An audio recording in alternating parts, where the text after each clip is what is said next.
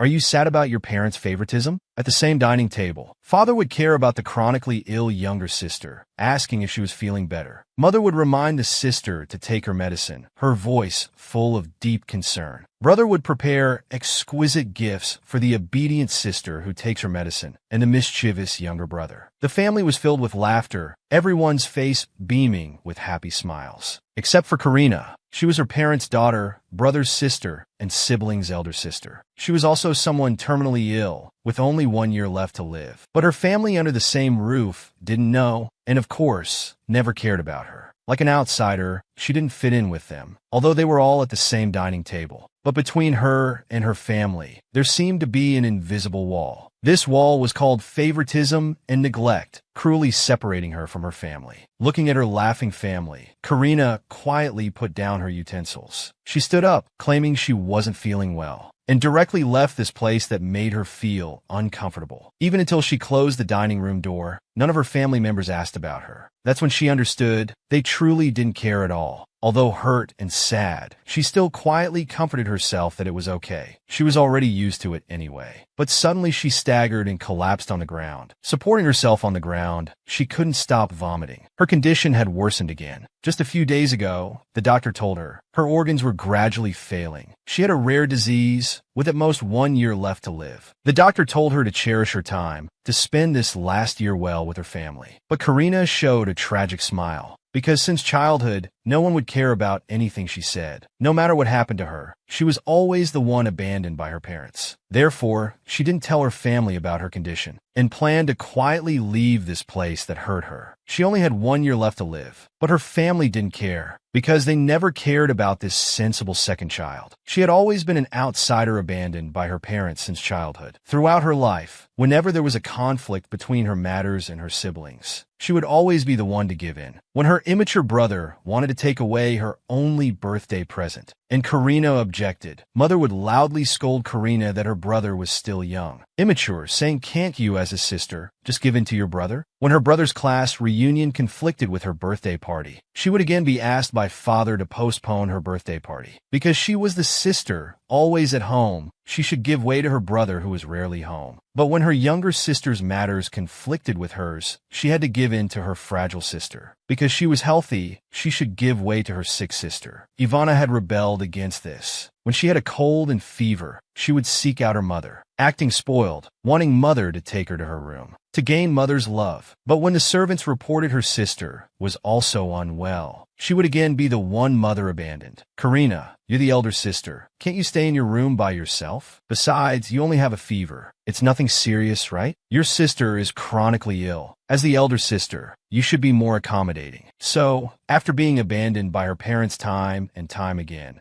she understood that their tenderness never belonged to her. She began to gradually close off her heart. By the time she was 10, she no longer yearned for anyone to come. Therefore, when she learned she only had 1 year left to live, she chose to keep it secret and wanted to be like the white doves outside the window. In this final time, to leave this heartbreaking place. She didn't want to pretend to be happy when sad, didn't want people to think she was sensible anymore, and didn't want to keep giving in. She wanted to do some things she wanted to do in this final time. But now she didn't know where she should go. She thought confusedly, if only there was someone who truly cared about her. Whether they liked or disliked her didn't matter. Suddenly she remembered someone, that person at the engagement ceremony, who arrogantly called her a marionette. As an elder sister, she had to give in to her fragile siblings. And as a younger sister, she had to give in to her brother who was far away. The scales of love always tipped to the other side. She never had the right to speak up. All her concessions were taken for granted in her family's eyes. Gradually, in this long-term favoritism, Karina gradually closed off her heart. She no longer yearned for anyone's love. So, when she learned she only had 1 year left to live, she chose Lu Heng, whom she had only met once at the engagement party, rather than her family who had lived under the same roof all these years. Because her fiancé was the only one who had noticed her feelings at the engagement party back then. Her fiancé saw the reluctance and displeasure on her face. He immediately teased her, saying, "You're like a marionette. If you don't want to get engaged, just leave. Though I don't want to either." But just this mocking statement made Karina feel a connection she had never had before. Because this was the first time someone had cared about her feelings. Even if there was some malice in it, this made her drawn to it like a moth to a flame.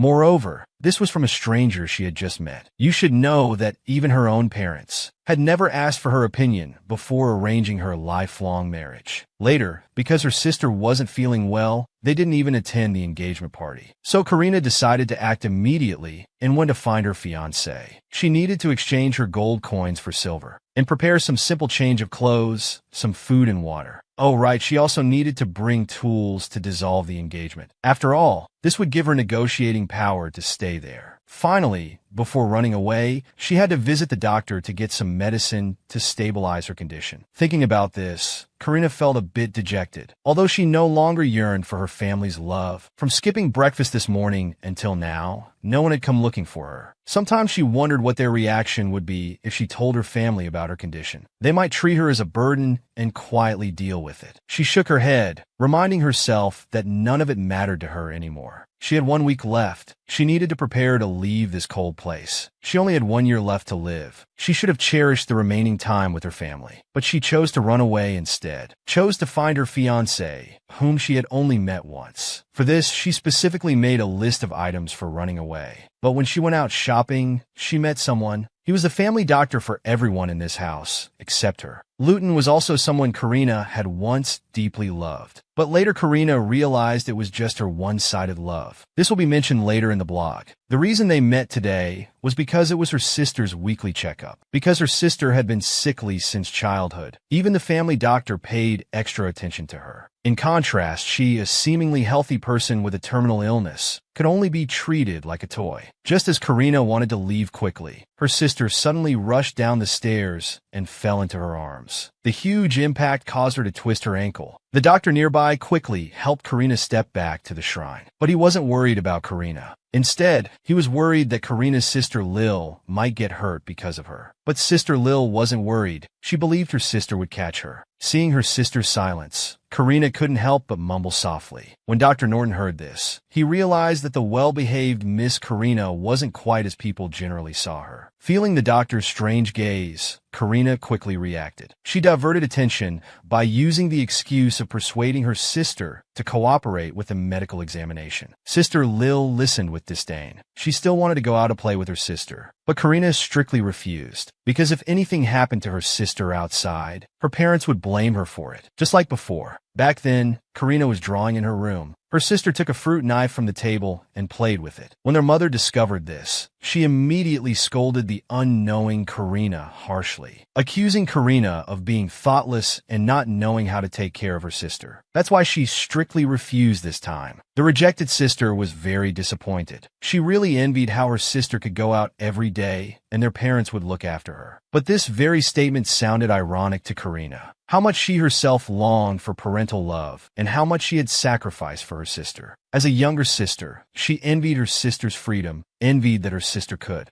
move freely without parental restrictions, could freely enter and exit the Duke's mansion, while she had to have regular checkups and drink unpalatable medicine. But the sister didn't know that she was also the object of her elder sister's envy, envying how easily she could get their parents' attention. At the same time, the sister didn't know how much Karina had sacrificed for her. Sister Lil had been sickly since childhood. As the elder sister, Karina, to better care for her chronically ill sister, had given up all social activities. This resulted in her having no friends. She became the good sister to her siblings, the well-behaved good girl in her parents' eyes, and an ordinary lady in others' eyes. Especially at a family banquet, when guests at the Duke's mansion were introducing Karina, they spoke of how excellent the Duke's children were. First, they mentioned how outstanding her brother Arrow was. Then how lively and cheerful her younger brother Pelton was, always surrounded by many friends. And the youngest lady, Abelly, who not only had gorgeous golden curls, but also jewel-like eyes. Then they mentioned Karina, but in their words, Karina was just an ordinary girl who always followed behind Abelly. So when Sister Abelly said she envied her sister, Karina just wanted to quickly leave this place. When her sister asked for meat skewers, Karina agreed to her sister's request. But after leaving the Duke's mansion, Karina kept blaming herself. How could she be jealous of her own sister? She was truly an unqualified elder sister. She was the well-behaved child in her parents' eyes. So whenever there was a conflict between her affairs and family matters, her parents would always use her maturity as a reason for her to give in. Your siblings are younger than you.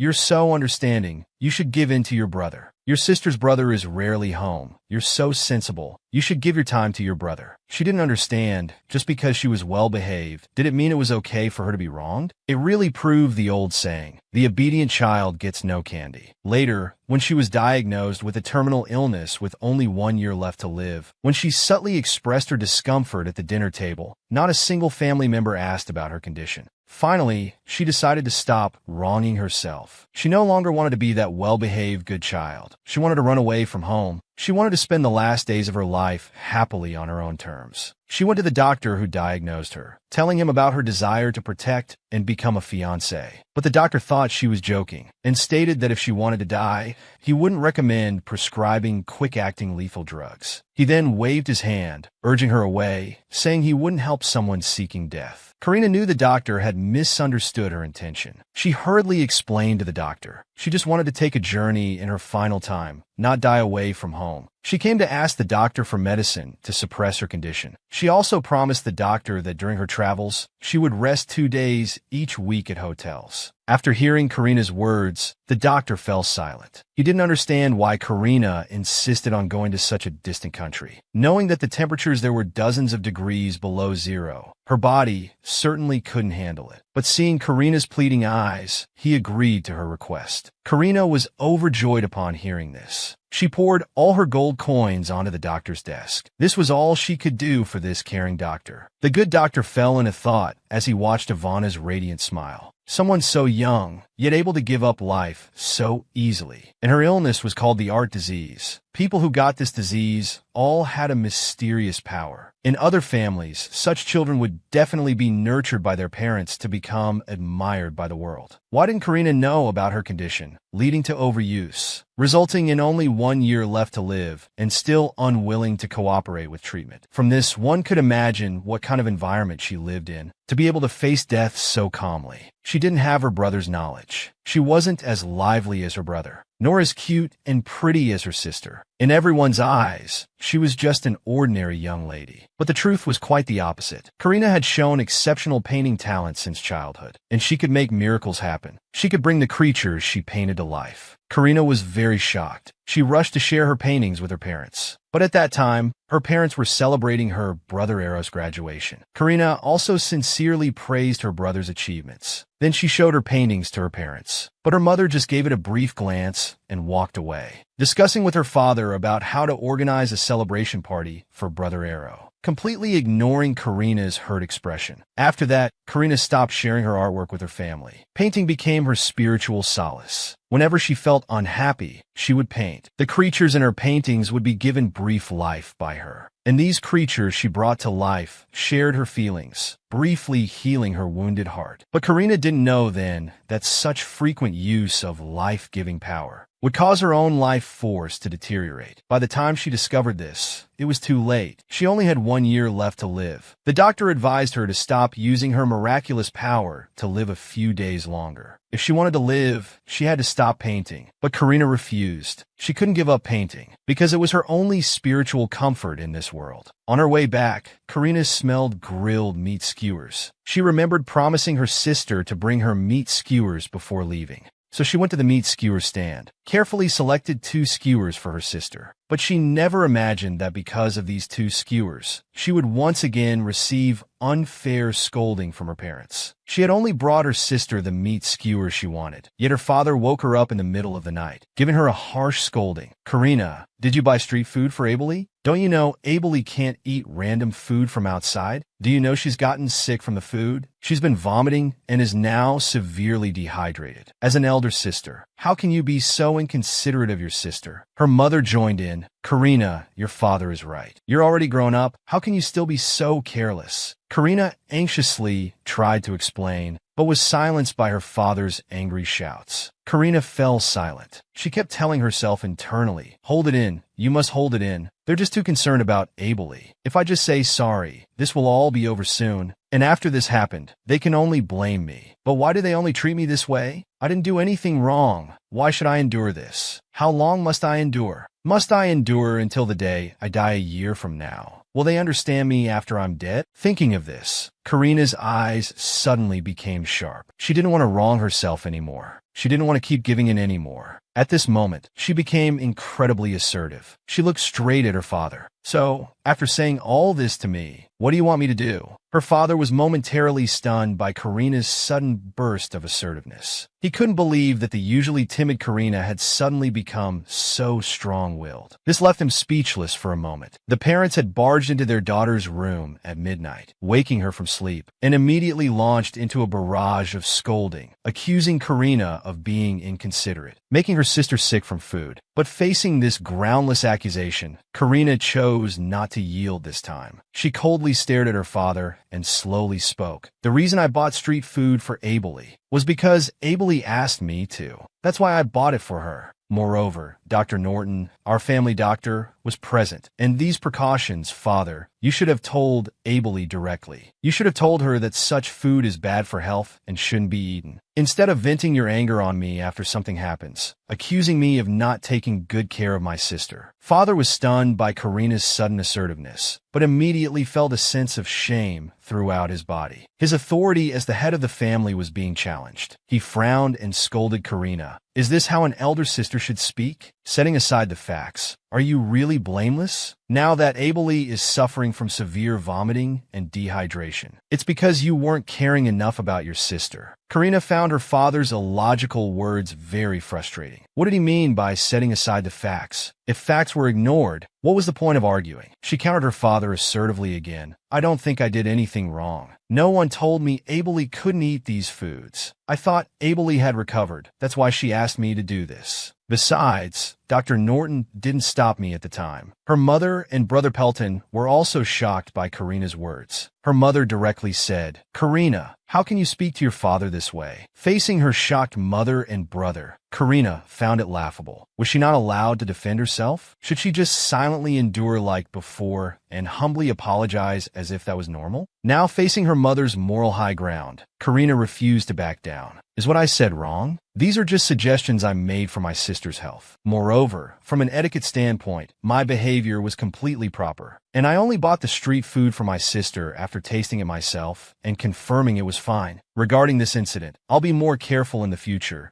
but please also have Abelie be more mindful." Her father was now left speechless. He only said, "Make sure you're careful in the future," before turning to leave. Her mother and Brother Pelton also hurriedly wanted to check on Sister Abelie's condition. But before leaving, her father turned back to Karina and said, "You know your sister has been sickly since childhood. Though you might be unhappy hearing this, but since you're very healthy, try to be understanding. She was healthy, so she had to give in to her sickly sister. Because she was healthy, so she had to sacrifice herself and spend all her time taking care of her sister. Just because she was healthy, so whenever something happened to her sister, it was always the fault of her, the healthy older sister, for not taking good care of her sister. But was being healthy a crime? Why did her parents always emphasize this point to her? Weren't her brother Arrow and younger brother Pelton also healthy? Why was she always the one who had to sacrifice and suffer? But now she also had a terminal illness with only 1 year left to live. Yet why was she still the one getting hurt? Her sister felt sick and vomited after eating street food. So her parents woke her up in the middle of the night to scold her harshly. Even though she proved that her sister's food poisoning wasn't her fault, she was still asked by her father to understand her fragile sister. Because she, the sister with terminal illness and only 1 year to live, was much healthier compared to her chronically ill sister. So when her father wrongly accused her, her mother also asked Karina to understand her father. Your father is only so agitated because Abelie fainted, but they never admitted their mistakes from beginning to end. Instead, after wrongly accusing Karina, they kept asking her to understand them and the family. But who would understand Karina? Karina called out to her parents who were about to leave. Is that all you have to say? Her father turned around uncomprehendingly. Do we have anything else to say? Hearing this, Karina gave a bitter smile. Oh, so you still remember where my room is? Father, mother, you haven't visited me for years. I thought you had forgotten about me. About tonight's incident, please tell Abelie I'm sorry. I'm very tired now. I'll rest first. And so this absurd drama ended. But until the end, Karina never received that overdue apology and concern. 3 days had passed since the scolding. For 3 days, she hadn't appeared at the dining table, and her parents hadn't come to see her. Only her sister, after recovering, and Brother Pelton came to apologize. Her brother apologized for staying silent when their parents scolded Karina that night. Sister Abelie also apologized tearfully, saying she shouldn't have selfishly asked her sister to buy street food. But what use were apologies after the fact? Like a bridge that's been nailed, the marks would always remain. But Karina finally chose to go to the dining room to see her family one last time, because after this time of preparation, everything she needed for her solo journey was ready. Today was the day to leave this heartbreaking place. At the dining table, various meat dishes were placed in front of Karina. But as a terminal patient, she could only eat salad, because no one cared about what she liked to eat. Her father, sitting at the head of the table, spoke. "Karina, your birthday is in 2 days, right? Your brother Arrow will be on vacation then. We can go for a picnic. Can we postpone your birthday celebration?" Though it was phrased as a question, her father's tone was more like an announcement, because deep down, he believed his obedient and sensible daughter would surely agree. And as he expected, Karina agreed. Actually, if her father hadn't mentioned postponing her birthday, Karina would have forgotten when her birthday was.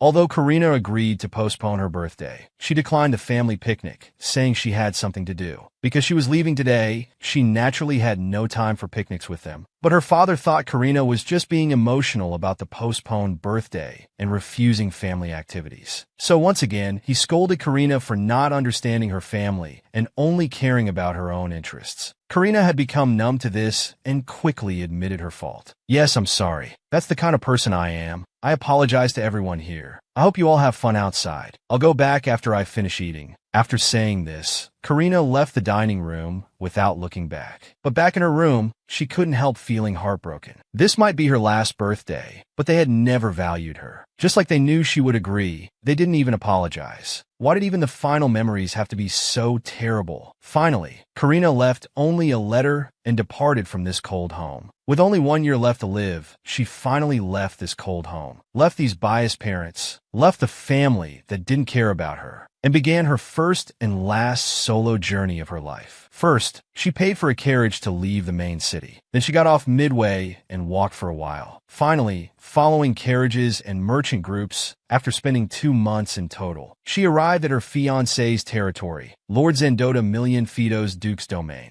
During her journey, she experienced the vitality of spring, the sparkling summer waves, the rich autumn harvest. Everything was so beautiful, bringing her different surprises every moment. But compared to Karina's happiness, her fiancé, Duke Million Fidos, wasn't so pleased. When he received news of Karina's arrival, he was reviewing documents and immediately stood up to escape. He appeared very angry, walking while loudly expressing his dissatisfaction. "She's really rude. Even if we're engaged, she can't just show up without prior notice." The butler behind him coughed lightly, carefully reminding the Duke to mind his words. But the Duke's mouth was like a Gatling gun, showing no signs of stopping. "I not only need to store food for winter now, but also prepare for magical threats. Where do I find time to take care of a delicate, noble lady?" The Duke became more animated as he spoke. The butler behind him kept coughing more intensely, as if about to cough up his lungs. The Duke, unable to bear it anymore, stopped walking, turning to look at the constantly coughing butler. "Is something stuck in your throat? Do you think it's too late for me to break off the engagement?"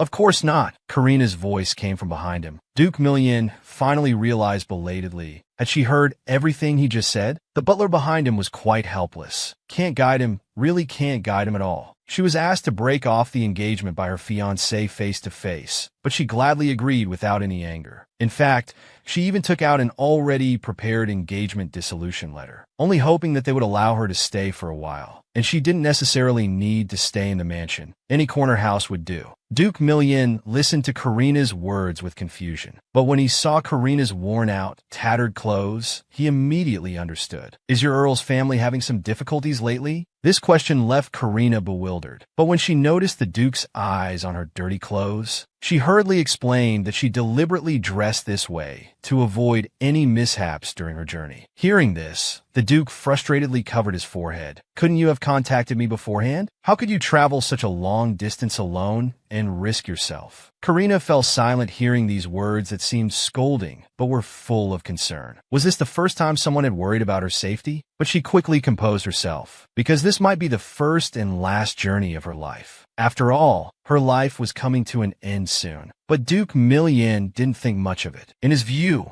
as a noble lady, she indeed wouldn't have another chance to experience such an adventurous journey. Looking at Karina's innocent expression, even the usually serious Duke couldn't help but feel a bit playful. He strode towards Karina. "What would you do if I don't let you stay here?" Hearing this, Karina immediately thought seriously. "If you won't take me in, then I'll have to join a merchant group and do odd jobs to make a living." The Duke was once again defeated by this foolish, stubborn noble lady. He couldn't help but question life itself. This bold woman before him, was she really the same person as that weak and silent fiancée from the engagement party? He never expected her to be so reckless. Finally, the Duke agreed to Karina's request. Karina was overjoyed. She quickly pushed the engagement dissolution agreement into the Duke's hands and stated that if one day she suddenly disappeared, he should assume she had left this place. He could consider it as getting rid of a mortal burden, and please don't send anyone to look for her. However, the Duke didn't take Karina's strange words to heart. He just asked the butler to arrange a room after she finished speaking. And so, Karina settled down in the home of her fiancé, who disliked her. Their daughter had run away from home for 2 months, but her family hadn't noticed. It wasn't until a maid was cleaning that she found the letter Karina had left on the table. But when the maid gave the letter to Karina's parents, their first reaction wasn't concern, but blame. Her mother criticized Karina for leaving without saying goodbye. Her father was furious, saying, "Doesn't she often leave without notice to handle matters? She really doesn't understand family at all, only acting on her own whims." He turned to ask the maid when she had last seen Karina, but the maid said she had only seen the young miss 2 months ago. He then turned to ask his younger son and daughter, but they all said they hadn't seen Sister Karen for 2 months. The brother suggested that maybe she was hurt because they went on a picnic on her birthday. "I should have scheduled the picnic for another day." But the mother thought, putting aside the facts, "She knew this would hurt me. How could she just leave with only a note? If she hated picnics so much, she could have just told us directly. She really doesn't understand family at all. By the way, some money is missing from home." The maid said only 2 gold coins were missing during this time. Hearing this, her father sneered. "See? She won't get far. She'll be back soon enough. When she comes back, I'll definitely teach her a lesson." Then he ordered the servants to casually send a few people to check on Karina's whereabouts, saying she wouldn't get far without money. Her mother was still a bit worried. After all, 2 months had passed. Hopefully nothing bad had happened. What could happen to her? She always breaks our hearts like this. We might as well take this chance to let her understand how hard life is outside and make her realize how much she's been given in this family. But what they didn't know was that Karina, whom they accused of not understanding family,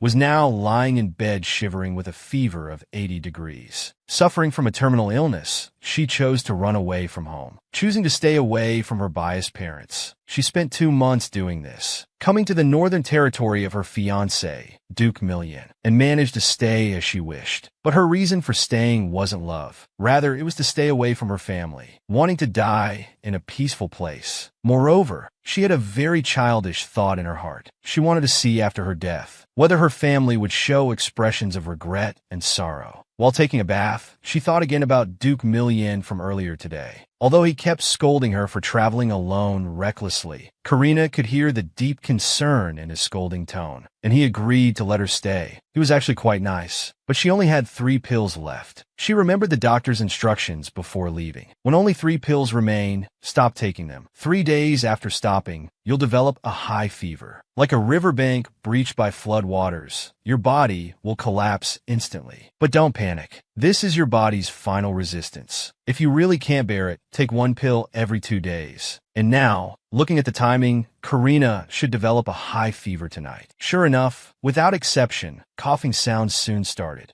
Though her fever had reached 80 degrees, Karina felt extremely cold. Despite wrapping herself in layer after layer of blankets, she was still shivering from cold. Feeling it was unbearably cold, she decided to get up first. While she could still move, she wanted to go to the kitchen for some hot towels and water. After all, being neglected since childhood, she had learned to take care of herself. But this mansion was truly too large. The dark, gloomy corridors scared her, who feared darkness, from going forward. Just as she was at a loss, a dark shadow suddenly appeared beside her. This terrified Karina, who swung the oil lamp in her hand at the shadow. But as a familiar voice reached her ears, Karina quickly calmed down. It turned out the person was her fiancé, Duke Millian. Karina let out a relieved sigh. But then, like a child who had done something wrong, she carefully asked why he was here. Duke Millian scratched his head, unsure how to answer. Should he say he came specifically to check on her because he was worried? But wouldn't that make him seem like an overly anxious person? Impossible, absolutely impossible. So he made an excuse about checking the room's temperature regulator. But the Duke didn't understand why Karina would be alone in the corridor late at night. Moreover, her breathing was rapid and her cheeks were flushed. Her voice was also noticeably trembling. Thinking about these signs, the Duke had an ominous feeling. He grabbed Karina's hand. Do you have a fever? Being sick isn't scary. What's scary is hiding one's illness. Clearly, Karina belonged to the latter category. When Duke Millian asked if she had a fever, Karina instinctively chose to hide it. She didn't want to trouble others. But her poor attempt at deception might have worked with her family when she said she was fine, but for someone who truly cared about her, it was rather awkward. The Duke felt the high temperature from Karina's palm. He felt a subtle ache in his heart. He couldn't help but show concern. You should tell me immediately when you're not feeling well. Why did you endure it alone until now? Only a foolish bear would keep enduring it, Karina thought. He actually compared himself to a foolish bear. But before she could object, the Duke's tone became stern. Do you know? On the battlefield, the most troublesome deaths are those caused by concealing illnesses. If you don't want things to get worse, you should speak up earlier. So, do you understand your mistake now? Karina, who had long suffered unfair treatment, instinctively apologized upon hearing these words. I'm sorry, but she suddenly came to her senses. Why am I being ordered around by him in the middle of the night for no reason? Just as she raised her head to speak, the Duke's extended finger interrupted her. How many fingers do you see? In Karina's vision, 6 overlapping images swayed. Karina thought humans can't have 6 fingers, and usually you see double images. So she confidently answered, 3 fingers. The Duke looked at his 2 fingers and began questioning his life. Seeing the Duke's silence, Karina thought she must have guessed correctly. She felt quite clever. But the next moment, the Duke lifted Karina in his arms. This room isn't suitable for a sick person. You should rest in my quarters instead. I know you don't like me, but I don't want you to think I'm a malicious person. Just sleep peacefully. In the Duke's arms, Karina couldn't help but drift off, only hazily requesting him not to call anyone. The Duke repeatedly assured her, don't worry, I'll take care of you personally. Their daughter had run away from home for 2 months due to heartbreak. Her parents weren't worried at all. Instead, they blamed her for being thoughtless and bringing shame to the Relpadel family. That day, the Count, who had confidently said their daughter wouldn't go far, received news from his subordinates that Karina had already left the Southern Territory. This made him feel utterly humiliated, and he angrily slammed the table. Karina Relpadel, how old is she now? Yet still so thoughtless. Though from his perspective, the bad mood was understandable, but putting facts aside, even if she was hurt, she shouldn't act this way. To make me sad by running away from home, she's truly despicable. Her mother showed a bit of concern. Won't she encounter dangers on the road? Should we send more people to bring her back? But this suggestion was rejected by the Count. What's the point of bringing her back? If she wants to escape this family, let her be. Running away was her own choice. Unless she bows her head and admits her mistake, she won't be allowed to enter this house. Running away over a birthday party, is that acceptable? Moreover, if this news spreads, won't our Relpadel family become a laughingstock? Then he brought up his younger daughter, Abel. How is Leal doing? Is she lonely? She usually likes to stick close to Karina. At the mention of lovely Abel, the mother's slight worry instantly vanished. She's much better than her thoughtless sister, though she keeps going to Karina's room. Despite being young, Abel is much more mature than her thoughtless sister. At the mention of Karina, the Count's anger rose again. She's truly too willful, running away from home over such a small matter. Have we ever mistreated her? Was her allowance not enough? Or did we not buy her what she wanted? It's because she's never suffered hardship. That's why she creates problems out of nothing. The mother agreed. Yes, we've never mistreated Karina. Karina, who had been isolated by her family since childhood. Now she finally had a safe harbor to rely on. Ironically, the one she could depend on wasn't her family who had been with her for years, but rather a fiancé she had only met a few times. Lillian, looking at Karina lying in bed with a high fever, felt heartache. What was she hiding? Even in such pain, why did she still prevent him from calling a doctor? After a while, the sleeping Karina struggled to open her eyes. Alone again, she thought as she just woke up. A familiar voice came from beside her. you're awake." This startled Karina. The man's voice came again.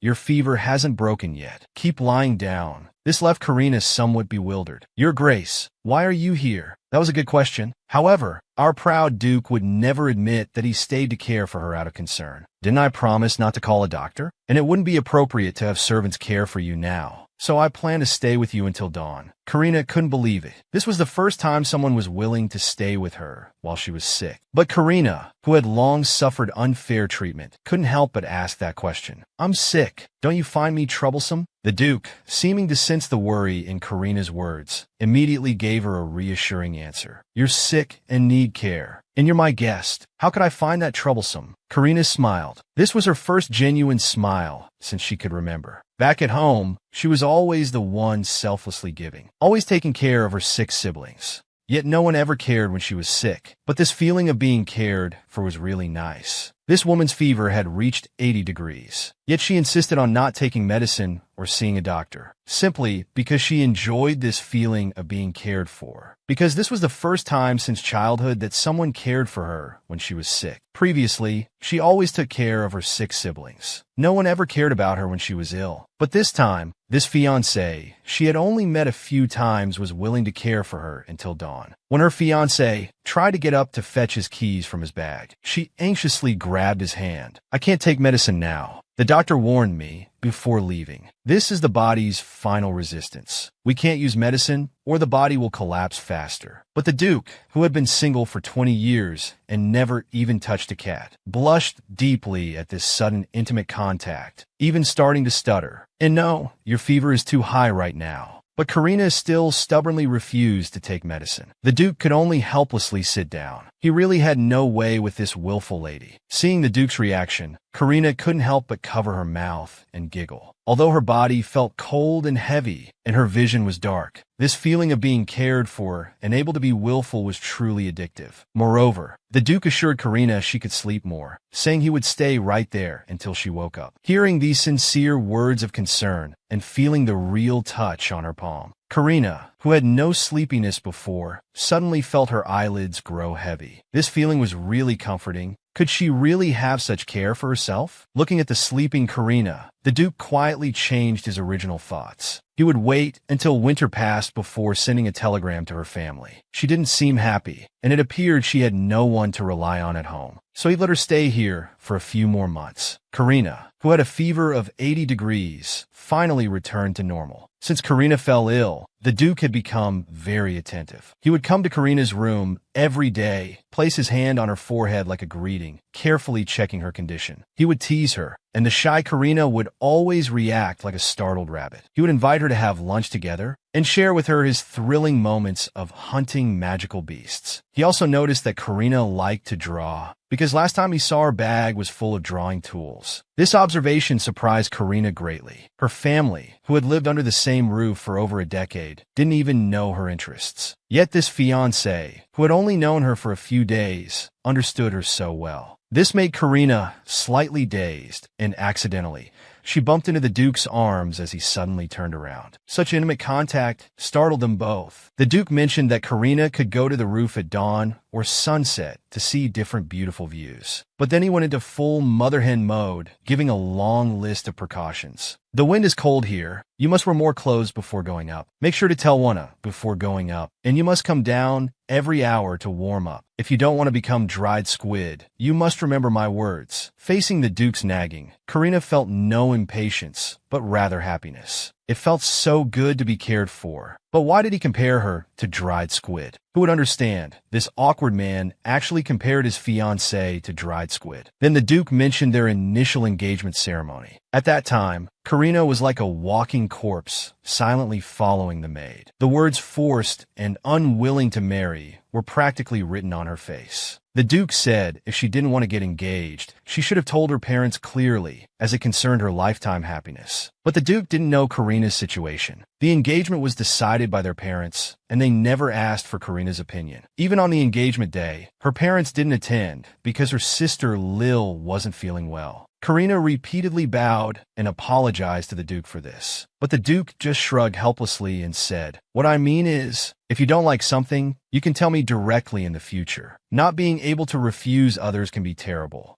Sister is sick, so let's postpone your tea party. Brother wants to go picnicking, so let's postpone your birthday. Your brother is still so young, just give him your toys." Unable to refuse, she could only sacrifice herself to accommodate others. Gradually, she became someone who couldn't refuse others, a pushover. But one day, someone gently told her, "If you don't like something, you should boldly say it. You can say no to him." Moreover, to cheer up the sick Karina, the Duke specially took her to dine in a glass-domed room. Just because Karina had mentioned before that she didn't like greasy food, the Duke instructed the maid to prepare light dishes. All were placed in front of Karina. It turns out that in front of someone who truly cares about you, there's no need to pretend. Someone who truly cares about you will remember every word you've said. But this made Karina feel somewhat guilty. She had thought her fiancé would be cold towards her. But the reality was quite the opposite. If she were to die here, it would surely cause him trouble. Yet she was addicted to this feeling of being cared for, making her reluctant to leave. It's like never having seen light before. One can endure the darkness. But when sunlight breaks through the snow, even the strongest person cannot bear the bone-chilling cold. She nervously apologized to the Duke for coming without notice and causing him inconvenience. Meanwhile, Karina wondered whether she should tell the Duke about her art sickness. Tell the Duke. But even if she told him the truth, her condition wouldn't improve. And what if he kicked her out because of it? After weighing the pros and cons, Karina chose to keep it hidden. The Duke also expressed his apologies to Karina. His anger wasn't because he disliked her arrival, but because he was worried about her safety. "Just forget what I said that day. I hope you won't take it to heart." Karina smiled genuinely once again. And so, they spent a wonderful lunchtime together. This was the first time Karina had eaten so well. She remembered what the Duke had said before lunch. There was a different view on the roof. Should she go see it? Karina, prone to fevers, developed another one. A deafening sound echoed through the Duke's mansion. The Duke, with low pressure, looked this disobedient woman up and down. "You really took my words as mere wind passing by your ears. Didn't we agree before? Why did you go to the roof wearing just a robe? You really are troublesome." Just a few hours ago, early rising Karina didn't want to bother others and forgot the mother hen's reminders from yesterday. She went to the roof alone, seeing the breathtaking view. As someone who loved painting, how could Karina pass up such a good opportunity? She immediately took out her painting materials and began to sketch. As the pen tip continued to move across the paper, Karina's body temperature kept rising, but she didn't want to stop. Just a little more, just a little more. Then her body uncontrollably fell backward. Fortunately, Duke Mylane, who had been worried about Karina, caught her in time. And so came the beginning of that day. The Duke angrily scolded Karina. "If you want to freeze to death, just say so. I can help you fill the bathtub with ice." Facing the Duke's nagging, Karina just smiled foolishly, very much like a mother hen. And the originally angry Duke was struck by Karina's carefree smile. He unconsciously reached out his large hand. "Why don't you turn into a human heater? That way I could save on fuel costs." Then the Duke noticed the unfinished painting in Karina's hand. "May I see your painting?" Of course, though my painting skills might not be very good compared to my middle school brother, and her brother Pell, who could learn skills at first glance, and her sister Ephraim, who could easily create complex and beautiful embroidery. Her own paintings weren't worth mentioning. After all, even her parents wouldn't spare them a glance. But the Duke became absorbed in looking at Karina's painting. "I think you're sometimes too modest. That's not always a good thing." She clearly had the magical ability to bring paintings to life. Yet she couldn't help but worry. Compared to her family members, she felt she was the most useless one. But after seeing her paintings, the Duke kept expressing his amazement. "Though I'm not highly skilled in this area and can't give professional criticism, this is the most beautiful painting I've seen in all these years. You paint very well." The Duke's sincere words of affirmation made Karina blush deeply, because since childhood, nothing she did had ever been acknowledged. In her parents' eyes, they only saw her brother, younger brother, and sister. This led her to constantly deny herself, believing she was just a useless ornamental lady. But now someone was acknowledging her abilities. Although the other person might just be trying to comfort her, this feeling was still sweet. The Duke seemed to see through her lack of confidence. He immediately stated seriously that once Karina finished this painting, he could find a globally recognized expert in this field to evaluate it. However, Mentioning this person made the Duke frown involuntarily. That fellow just makes you want to punch him. At this moment, the doctor entered the room, interrupting their conversation. The Duke briefly explained to the doctor the reason for Karina's fever. Just as the doctor reached out, Karina suddenly jerked and covered herself completely with the blanket. This left the doctor with her hand midair, feeling awkward. She could only look to the Duke who had called her, seeking help. But the Duke was also confused. He didn't understand why the usually reasonable Karina would act this way. "Didn't I say I don't like doctors?" A small mumble came from under the blanket, but the Duke decided not to indulge her anymore. He directly picked her up, blanket and all, and walked towards the bed. The doctor on the side was shocked to her core. "My lord, how can you be so rough with the noble lady?" Karina was also stunned speechless, but the Duke didn't think there was anything wrong. "I'm already being very considerate." The doctor wiped her tears. These two were really giving her a headache. Finally, after careful communication with Karina, the doctor successfully checked Karina's pulse. As they say, beware not of a smiling doctor, but of one with furrowed brows. The moment she checked the pulse, the doctor's expression became grave. She carefully helped Karina lie down on the bed. "Unstable pulse, weak heartbeat, and livor mortis has appeared. It seems the young lady doesn't have long to live. She's not dead yet, but livor mortis has already appeared." Hearing the doctor's diagnosis, the Duke finally understood. This willful young lady who ran away from home was actually in such pain. But the Duke didn't understand. Why would someone whose life was ending choose to run away from home? What was she hiding? He thought back to their engagement day. On that day, only her brother and younger brother attended. His gaze towards them was very dejected. But when someone greeted him, he would wear a practiced smile on his face. Does he always blindly accommodate others like this? He checked his message tone, hoping that when the first snow falls, he would receive a reply from that detestable feral. Meanwhile, at the Southern Clinic, the doctor who had diagnosed Karina was too worried to let it go. He decided to go north to find Karina, because northern doctors don't understand the medical condition. He instructed his apprentice Norton to take good care of the clinic. He must treat every patient fairly. That medical condition patient became so serious because his family doctor didn't take it seriously. That's why his condition became so severe. Moreover, that young lady's parents seem to be very biased too. So you must treat every patient equally, or I won't let you off. After saying this, he hurriedly took a carriage heading north. At the same time in the Earl's mansion, they still hadn't received any news about Karina. Her brother was very anxious, hoping father would send soldiers to search. But the Earl still firmly refused. Once soldiers were sent to search, the Earl's family would lose face. He clicked his tongue in displeasure. How could she be so inconsiderate and not think about her family? Suddenly, the Earl noticed the family photos on the desk. There was Sister Eli Bell, individual portraits of the younger brother and older brother, but Karina's was missing. Was there never a portrait of Karina from the beginning? The biased father finally had an awakening of conscience. He looked at the portraits on the desk. There were individual portraits of everyone, but Karina's was the only one missing. For the first time ever, he got up and walked towards Karina's room from memory. In his mind, he recalled Karina's complaint to them that night. "Oh, so you still remember where my room is? You haven't come for several years. I thought you'd forgotten." At the time, he didn't think there was anything wrong with it. He just thought it was complaints from being woken up in the middle of the night. But thinking about it carefully now, it was true. They hadn't visited Karina's room for many years. So long that he couldn't even be sure where her room was at first. Finally, after touring half the Earl's mansion, he found Karina's room at the end of a pitch-dark corridor. Back then, Karina had mentioned she was afraid of the dark and didn't want to stay in this room. At the time, they thought she was being unreasonable and had severely scolded her for it. But now looking back, it seems normal for a child to be afraid. He looked at the sparse furniture in the room. This was indeed too little for an adult. But why didn't she say anything if she needed something? He pulled open the dressing table drawer and found Karina's old drawings. It was of a place they had visited 2 years ago. At that time, because Ibral's health had improved,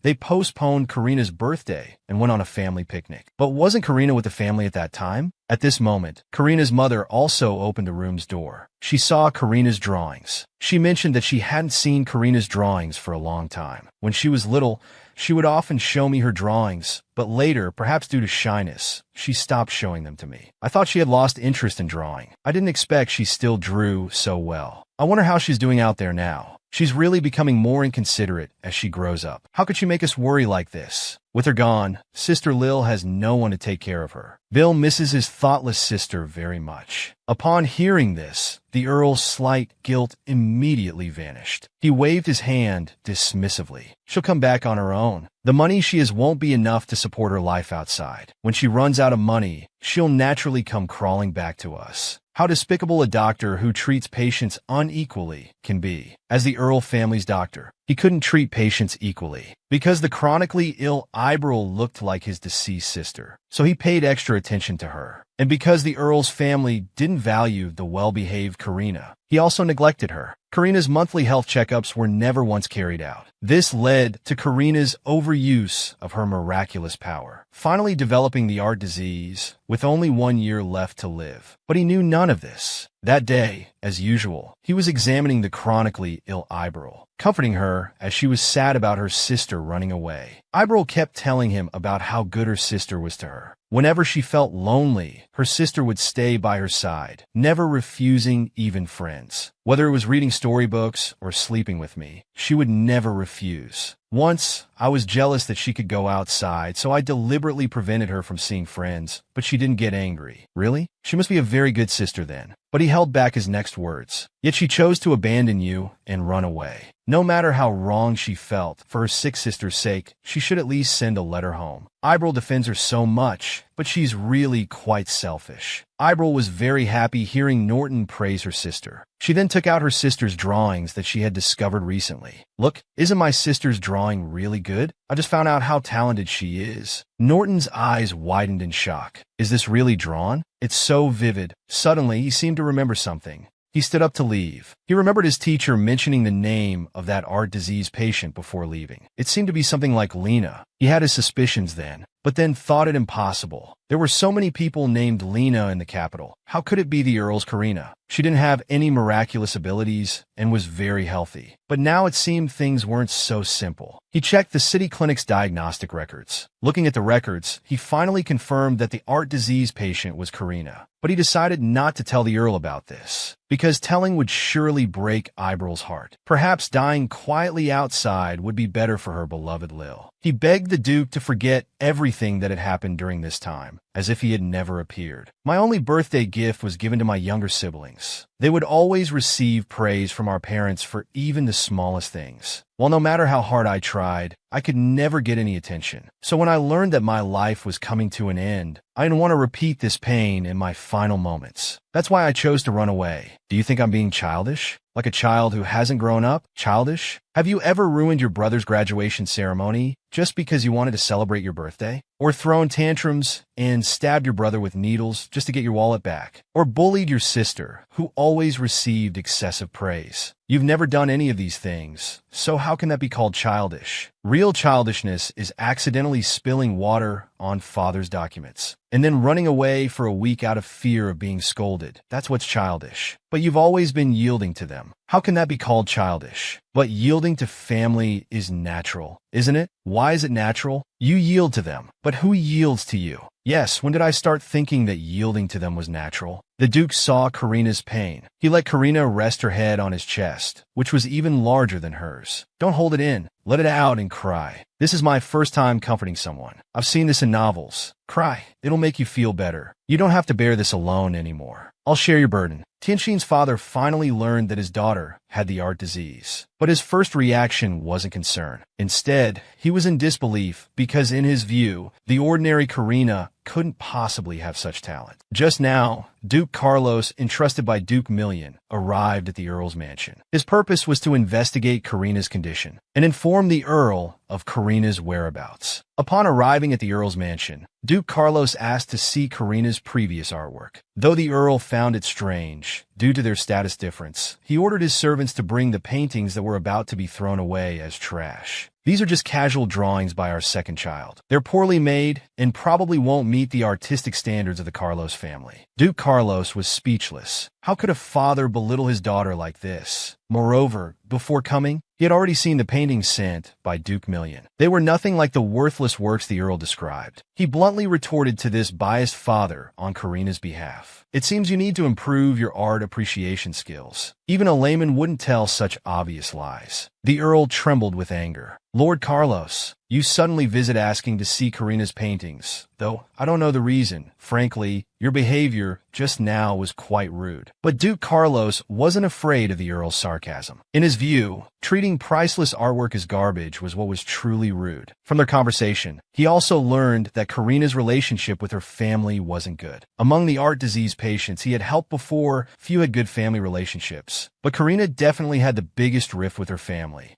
So big that her family didn't even know she had such powerful drawing skills. But Duke Carlos didn't know that Karina had tried to show her parents before. It's just that her parents' attention was always focused on her brother and younger siblings. Naturally, they took for granted ignoring her, their healthy and ordinary second daughter. It seems, Earl, that you don't know your daughter has the art disease. Upon hearing this, the Earl's face showed disbelief. How is that possible? Karina doesn't have such talent. Besides, she's always been healthy. If she were really sick, how could she run away from home? Duke Carlos laughed. So going to her fiancé's house is called running away? The Earl was shocked. Karina was in the north? How did he manage that? Duke Carlos was speechless. But you don't even know where your daughter is? Yet you say she's healthy. I see no reason to stay here any longer. I need to go check on this art disease patient and help with her treatment. Although the Earl was very displeased, he still stood up to see him off due to their status difference. Thank you for telling me about my daughter's news. I will surely come to thank you properly later. Duke Carlos was nearly infuriated by this biased father. Earl, your ears are quite remarkable. They only hear what you want to hear. You refuse to believe your daughter has the art disease, yet you readily believe she went north. If someone told me my child was sick, I would first be concerned about their health condition. No need for future thanks. I cannot bear to receive the Earl's gratitude. After saying this, Duke Carlos slammed the door shut. Looking at the partially vanished painting in his hand, he was absolutely certain this was the power of creating miracles, able to give brief life to painted creatures. It seems that young lady's condition is already quite serious. As a father, you're truly biased to the extreme. Your daughter is terminally ill and near death, yet you still think she's healthy. Learning your daughter has health issues, your first reaction isn't concern, but doubt. You'd rather believe she's in the far north than accept that your daughter has a terminal illness. No wonder you didn't even know Karina possessed such powerful talent. You truly are a dedicated father indeed. These words from Duke Carlos before his departure had been echoing in the Earl's mind these days, leaving him lost in thought. Because of Karina's departure, many matters in the Earl's mansion were left unattended. His wife had collapsed from overwork, and the Earl himself began having health issues, starting to take medication as well. But you should know, all these complicated matters were previously handled by Karina alone. Obviously, the Earl hadn't thought about this. At this time, her brother Arrow entered the room with family Dr. Norton. Norton reported to the Earl about Arabelle's condition and the Countess's recovery progress. But from beginning to end, there was no mention of Karina, who had the art disease. Even when leaving, he still held on to his thoughts. Perhaps letting Karina die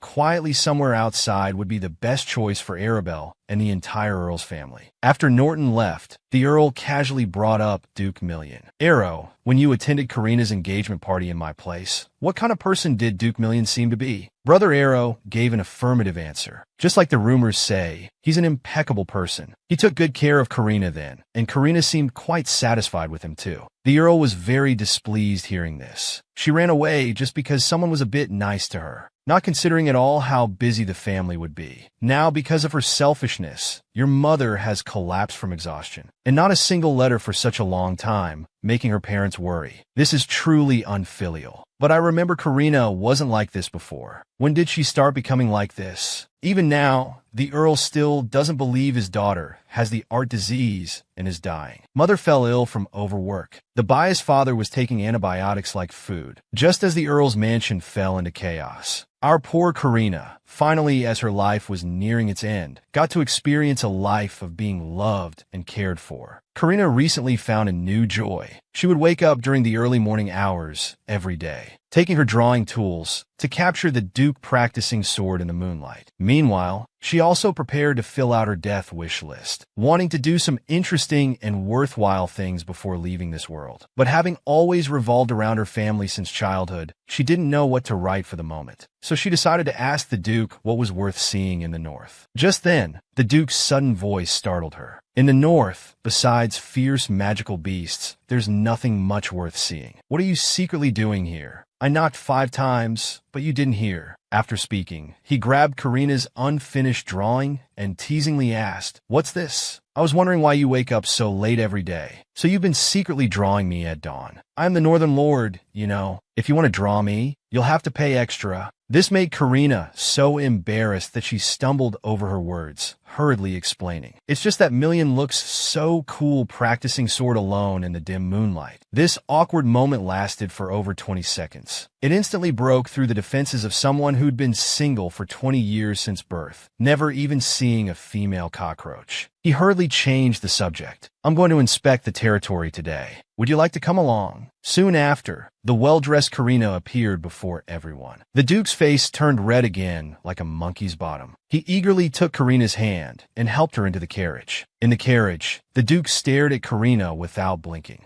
"Now this is how a noble lady should look. What are you holding? I noticed it earlier." Karina shyly explained to the Duke about the notebook's purpose. Hearing this, the Duke offered some advice. "You don't need to write grand things, nor think too deeply. You can write about things within your reach. Forgive my directness, but I think you always overthink things, caring too much about others' opinions, thus neglecting yourself. So, Karina, this world is vast. Don't trap yourself in that small earl's mansion. You should learn to love yourself more. You're naturally a towering tree, but your family planted you in a tiny flower pot, so you had no choice but to take root in that small pot. But now this tree no longer needs to endure. It can break free from the flower pot. So this is not your fault. I hope in the days to come, with me by your side, you'll learn to love yourself more." The Earl's daughter, worth hundreds of billions, was stunned speechless by a common street scene. Because there were magical beasts being slaughtered on the street and decorations made from their skin and bones. These were all things she had never seen or heard of before. Seeing Karina's reaction, our Duke naturally awakened his wife-doting tyrant attributes. "Whatever you like, I can buy this entire street for you." But just as Duke Million said these words, urgent alarms sounded throughout the city. This was the alarm for the magical beast Lacey, for the safety of the city's residents. The two quickly arrived at the city wall. The Duke quickly gathered information about the Lacey beast from the city guards. Then he told Karina to stay put and hide. After speaking, under Karina's shocked gaze, he leaped down from the 10,000-meter-high city wall and engaged in battle with the attacking magical beast Haida. Soon, the Duke had inflicted many wounds, both large and small, on Haida's body. But because Haida was so large and its entire back was covered in tough skin, killing it wouldn't be easy. All Duke Million could do was drive it away. Karina watched the intense battle with great concern. She wanted to help the Duke who had been taking care of her, but going down would only cause trouble. Suddenly, she had an idea. She quickly searched through her travel bag and found her drawings of the Duke. Perhaps these could be useful and help him. Soon, under the Duke's strong resistance, the magical beast Haida lost patience. After letting out an unwilling roar of anger, it reluctantly turned and left. Seeing this, Karina anxiously ran towards the Duke. The Duke was counting casualties at this time. When he noticed Karina, she was already panting in front of him. Heartbroken, she took out her handkerchief and carefully wiped the blood from the Duke's forehead. The Duke saw the concern in Karina's eyes and hurried to comfort the frightened Karina. "This is all the magical beast's blood. Don't worry, I'm not hurt." After speaking, he took out a necklace and put it on Karina. The subordinates behind them were shocked, exclaiming it was impossible. The Duke was displeased and ordered those who had just shouted to run 300 laps around the city. The unscrupulous doctor who hoped patients would die outside was actually a good master at saving people. Because he couldn't stop worrying about his patient, he traveled thousands of miles to the north and found Karina, who was traveling with the Duke. Both the Duke and Karina were amazed. The north was so vast, How did the doctor find them so accurately? Facing their confusion, the doctor took out an embroidery. I found you through the power of miracles. For example, I just need to think about finding someone in my heart, then burn the embroidery, and I can know where they are. When I was young, I even caught criminals using this ability. Hearing this, the Duke immediately grasped the key point. Are you also an art disease patient? Has your art disease been cured? The doctor shook his head helplessly. My art disease hasn't been cured. Because I overused this power before, I can barely see now. The reason I can still see some things now is all because I gave up embroidery. This is the simplest and quickest solution.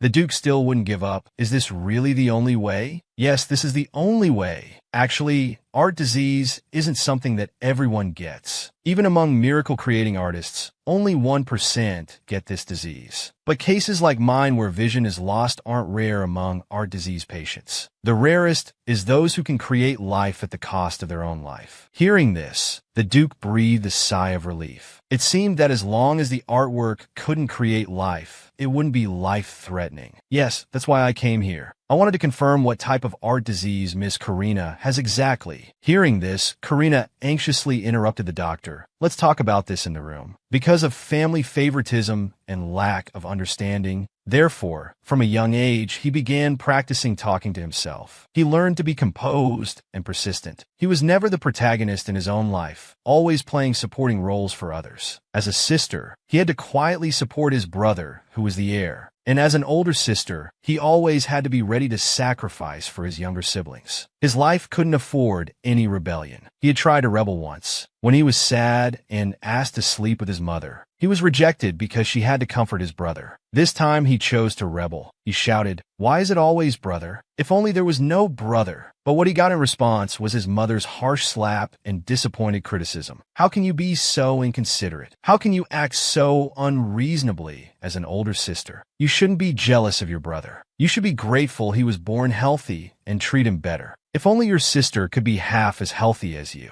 that would be good. After that, whenever he felt unwell, they would think he was faking illness. They said he was making trouble and threw him into the slums. But he just wanted to be cared for by family, to be loved by family for life. He never thought this fragile child had endured such great pain. He empathetically grabbed Karina's hand, gently comforting the crying Karina. It must have been very painful staying around these people who hurt you. Let me tell you my story too, though it's nothing compared to the injustice you've faced. But I hope you can find faith to live on from it. When I was young, I loved embroidery, but people around me didn't understand, saying why would a man do embroidery? My parents also wanted me to become a knight and earn a title, but I didn't want that, so I became more devoted to embroidery. Later one day, I lost something very precious. So I embroidered that item and burned it like a funeral ritual. Then a miracle happened. The burned embroidery guided me to find that lost item. After that, I used this ability to help police catch criminals like a hero. I also helped others find lost pets and children. The feeling of going from being ignored and mocked to suddenly becoming someone others praised and envied, I really enjoyed it at the time. Until one day, my eyesight began to decline. I could no longer embroider to my satisfaction. The doctor said I had art disease, and if this continued, I would become permanently blind. I was truly desperate at that time. I wanted to die. In the end, like you, I embarked on a journey. But during my travels, I found a new dream. So I gave up embroidery and became a doctor. I don't want art disease to be called incurable, so I can't give up easily either. So Karina, don't give up so easily. There are still many worthwhile things in this world waiting for you.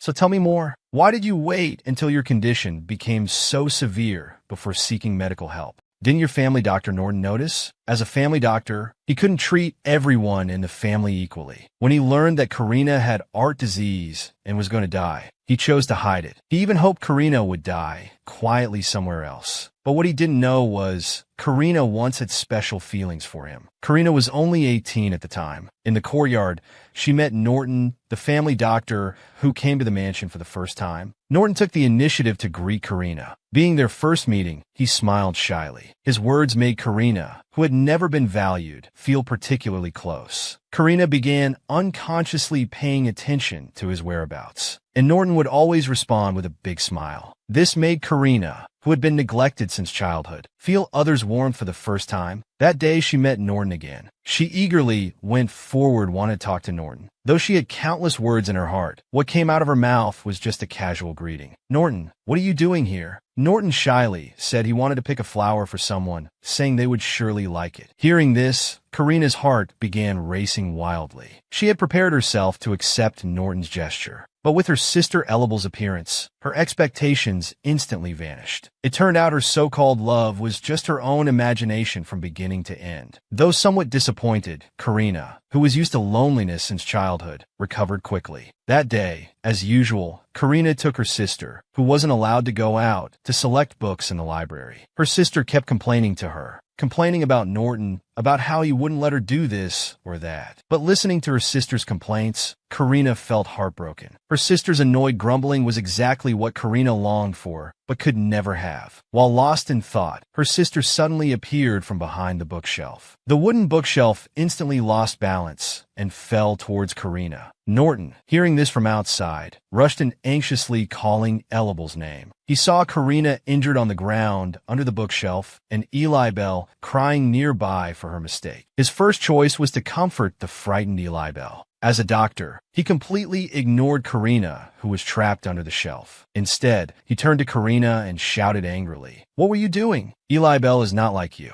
She's very weak. Fortunately, the shelf fell on your side today. What if it had fallen on Lil? Is this how you take care of your sister as an older sister? I think you want her dead." After saying this, he left the library carrying the crying Eli Bell, completely ignoring Karina, whose leg was broken by the bookshelf. At that time, Karina still foolishly believed that he was just too concerned about Eli Bell and acted that way in the heat of the moment. But Norton never came back, even after night fell. Since then, Karina realized that Norton was just like her parents. They focused all their attention on Eli Bell. So even if I went to him for a diagnosis, he wouldn't tell me my true condition because he was worried about Eli Bell. Because he feared that if Eli Bell knew about this news, it would negatively affect her treatment. After hearing this, the doctor was very angry. He had always advised him to treat every patient equally, but this guy hadn't listened at all. However, the doctor wasn't the only one who was angry. The Duke, who was eavesdropping outside, was also furious. This woman didn't care about her own life. She knew that painting would consume her limited lifespan.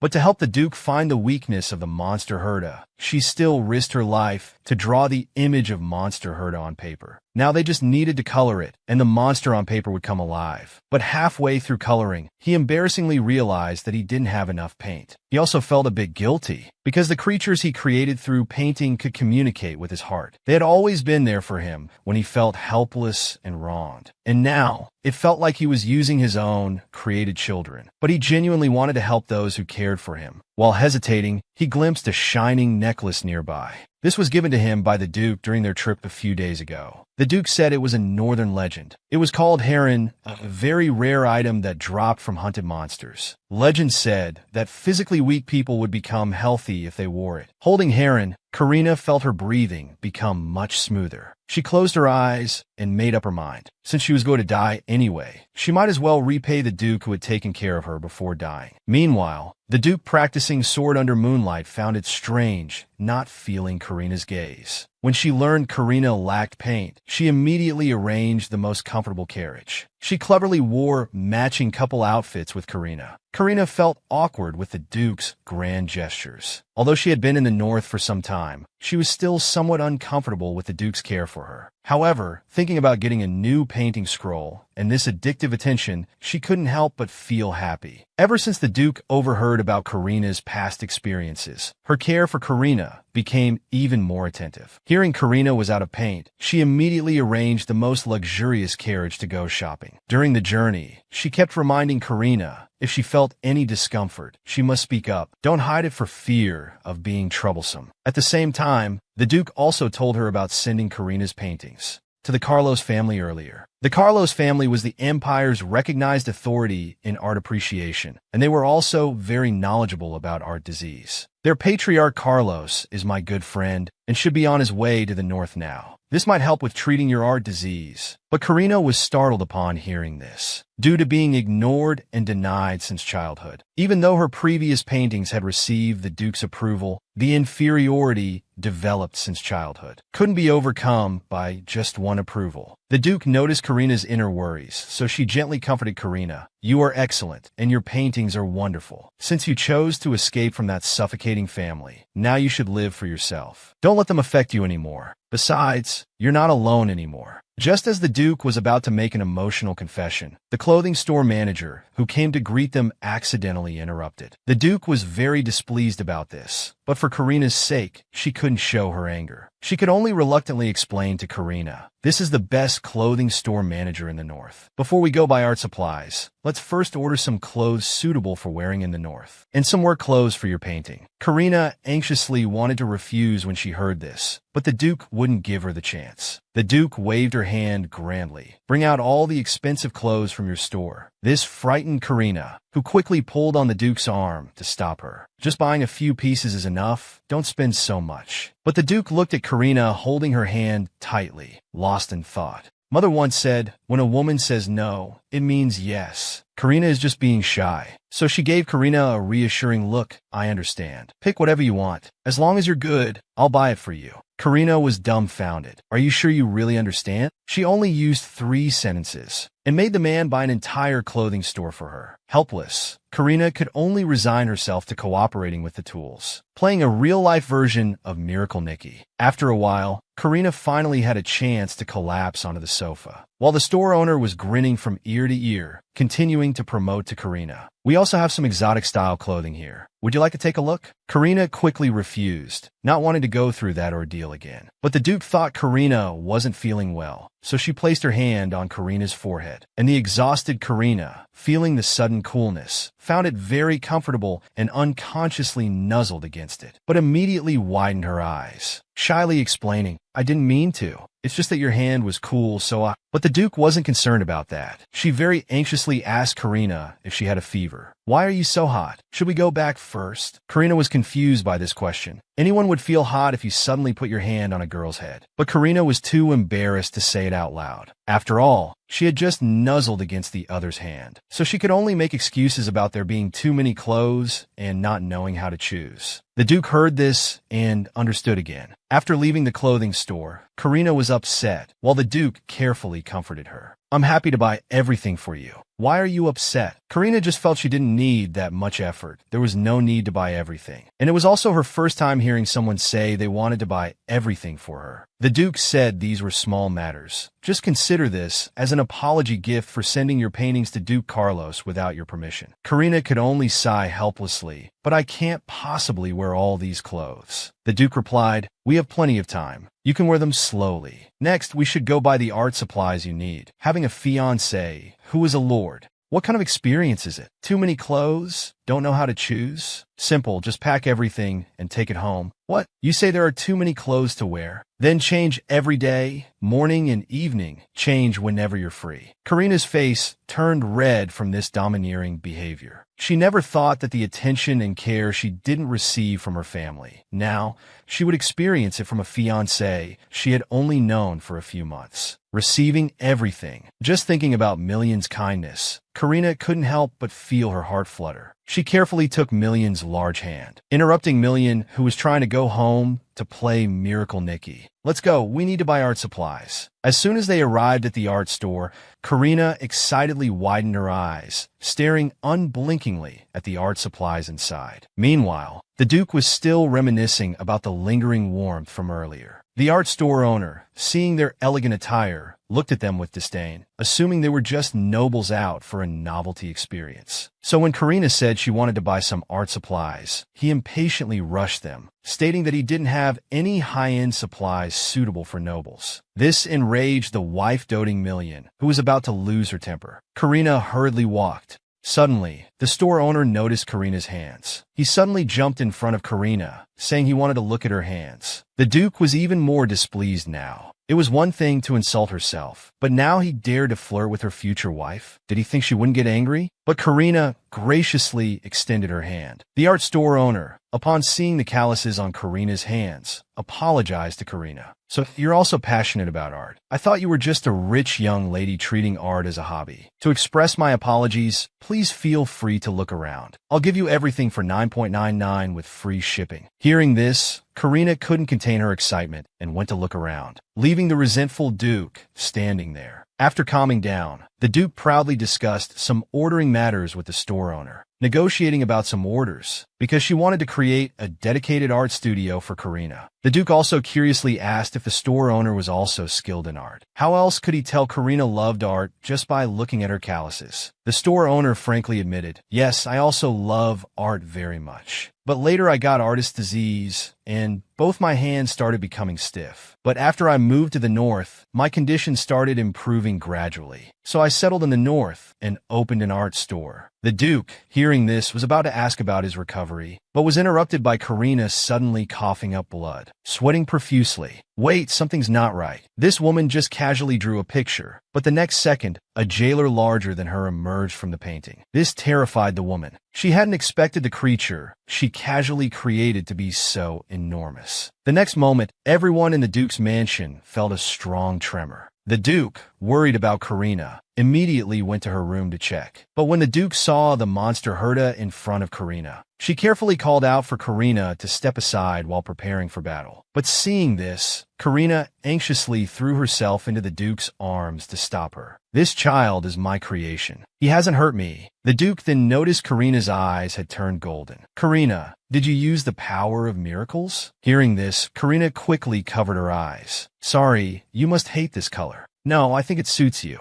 But I know that your artist disease worsens every time you use miracles. Don't you remember? So for your own good, let's get rid of it quickly." But Karina hugged Monster Herta, refusing to move. "No, he's my created child. He'll disappear on his own soon. You can't hurt him." Seeing this, the Duke sighed helplessly. "Then let's put him outside." So the Duke tried to communicate with Monster Herta. "Herta, can you go out this way?" Unexpectedly, Monster Herta nodded in a surprisingly human-like way. But its enormous body clearly couldn't move freely in this small room. Everywhere it passed was left in chaos. Seeing this, Karina was sweating profusely and quickly apologized to the Duke. She promised she would work at the electronics factory assembling screws to earn money for compensation. But the Duke didn't care. She gently stroked Karina's forehead. "These things are nothing compared to your health. Let's go outside and settle the monster first." Once in the courtyard, Herta wasn't as tyrannical as imagined. Instead, it was rather silly, frightening the birds resting in the trees. Seeing this, the Duke couldn't help but ask Karina curiously, "Aren't you afraid of it? Look at my battle-hardened knights behind me. They're all so nervous. But you seem very calm." Karina smiled gently, "Because it's the child I created. I can communicate with it mentally. Also, it's the child that understands my heart the most in this world." But the Duke still had questions. "With so many monsters, why did you specifically choose Herta?" Hearing this, Karina's face quickly turned red. "Because I wanted to help you find Monster Herta's weakness." But the Duke felt troubled. "I never wanted you to help me. Your health is already so poor. You don't need to sacrifice yourself for others." "No, I'm not helping others. I'm helping you.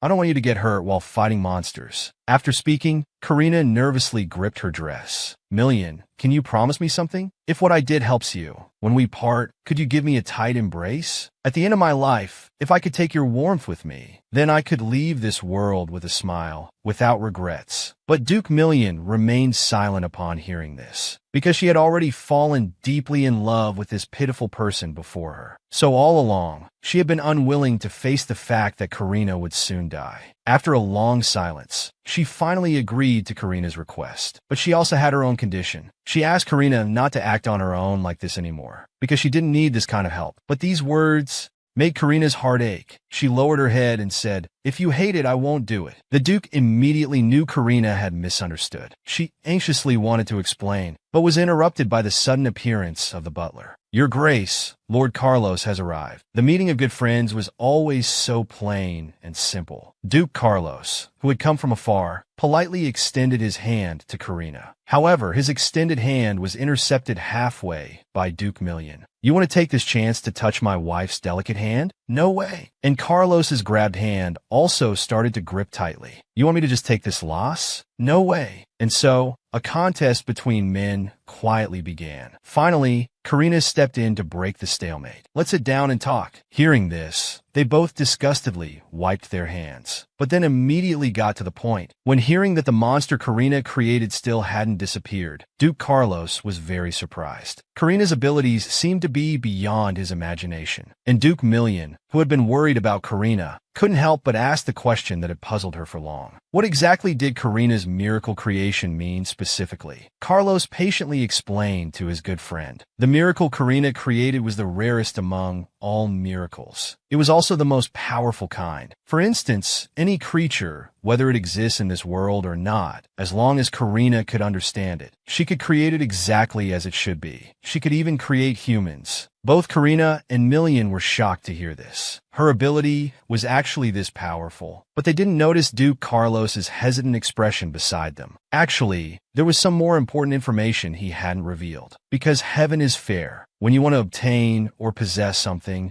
you must pay an equal price. So people with this power rarely live beyond 30 years. But he didn't plan to say this now, so he changed the subject. "Karina, I have something to give you. It's a letter from your father, Count Leopold." The biased father finally showed concern. "Come back quickly. Stop embarrassing the family out there." After reading the letter, Karina mocked herself. What was she expecting? Compared to her safety, her father indeed cared more about the family's reputation. "You always say if there's any dissatisfaction, just speak up. But when I speak, which one of you has ever listened seriously? You only see my sickly sister alive. But now, is that child's condition worse than mine, a dying person?" Completely disappointed, Karina stood up dejectedly. She walked straight to the fireplace nearby. "Until the very end, you still refuse to believe I'm sick. I suppose if I'm sick, it would be troublesome for them." So the bond between father and daughter has completely broken after reading these words. After burning the letter, Karina turned back to comfort her shocked friends. But just as she opened her mouth, her heart felt a sharp pain. Something had happened to Monster Herda. The daughter suffered from an incurable disease. Monster Herda subsequently grew more intense, leading to the current situation. Upon hearing this, Duke Million's face turned ashen. He had almost caused harm to Karina. He apologized to Karina guiltily. But Karina wasn't angry at the Duke at all. Instead, she comforted him, saying she had a solution. Hearing this, Million felt mixed emotions. Just as he was about to say something, he was interrupted by Duke Carlos, who had been watching their romance from the side. "Excuse me, you two. Seems you've forgotten there's a professional right here." After getting their attention, Duke Carlos put away his playful smile. He seriously told Duke Million that creature was created by Karina, so only she can calm it down. "Don't worry, it won't harm Karina." Seeing his good friend so certain, the Duke stopped objecting. He quickly ordered everyone to stay away from Monster Herda, creating a quiet environment for Karina. After giving these orders, the Duke still lowered his head worriedly. He whispered something in Karina's ear. Then, after reminding his subordinates to maintain silence, he turned and left. Karina then approached her self-created big child with anxiety and nervousness. She carefully approached the big child she had created with her own hands. Karina slowly extended her hand, softly comforting. "It's all right, child. Don't be afraid." The originally frenzied Monster Herda actually calmed down as Karina approached. At this moment, Karina's mind wandered back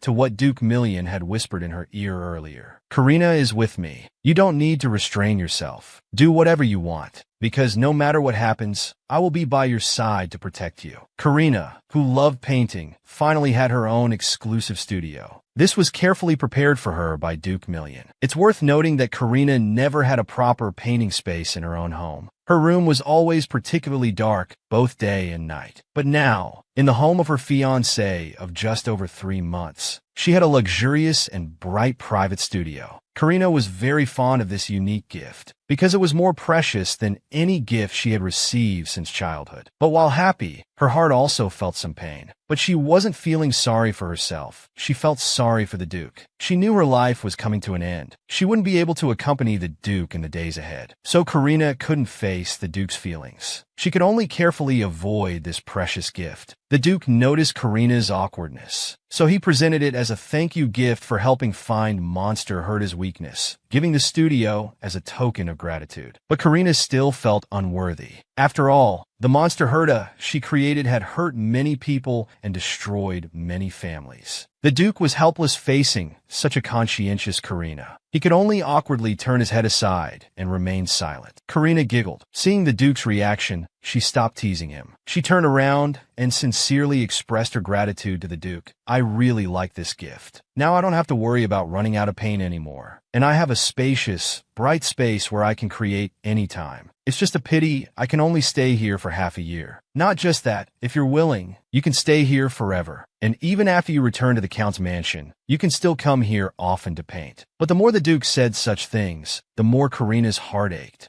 She painfully fidgeted with her fingers. She wanted to tell the Duke the truth, but she didn't want the Duke's future days to be filled with pain. In the end, she chose to force a smile, turn around, and thank the Duke for his kindness. Perhaps quietly leaving would be the best choice for the Duke and everyone else. After leaving Karina's room, the Duke, unaware of everything, sighed about why time passed so quickly. He also felt some regret about why initially he had only agreed to 1 year with her. Why wasn't he more greedy back then? Weber smiled. The Duke's face showed no restraint. To help Karina recover her health sooner, when facing his friend Duke Carlos's teasing, he no longer retorted mercilessly as usual. Instead, seriously, he begged him to cure Karina, because no one understands the art disease better than you. Duke Carlos, facing the Duke's sudden earnestness, felt somewhat uncomfortable. But looking at Million's lonely figure, Duke Carlos seemed to understand something. Meanwhile, Karina, whom the Duke was worried about, was banging her head against the wall. Because just now when she heard the Duke's words asking her to stay, she was actually very happy. But why did she say such heartbreaking words? Just as she was considering whether to go explain to Duke Million, Duke Carlos came to her room. He wanted to talk with Karina about her illness. And Karina, who was originally quite happy upon hearing this, suddenly felt a flash of panic in her heart. Could it be that Dr. Winston had told him about her condition? She had just recently begged him not to tell anyone about her terminal condition. Karina once again felt that sense of helplessness from betrayal. Seeing this, Duke Carlos quickly clarified that he was here at Million's request to help treat her art disease. That's why I kept pressing Dr. Winston about your condition. He didn't tell me voluntarily. Besides, I've known from the beginning that your art disease was very serious, Miss Karina, because our Carlos family has kept ancient records about the art disease. After all, our Carlos family has been supporting artists since long ago. Among them were artists like you, who could create miracles.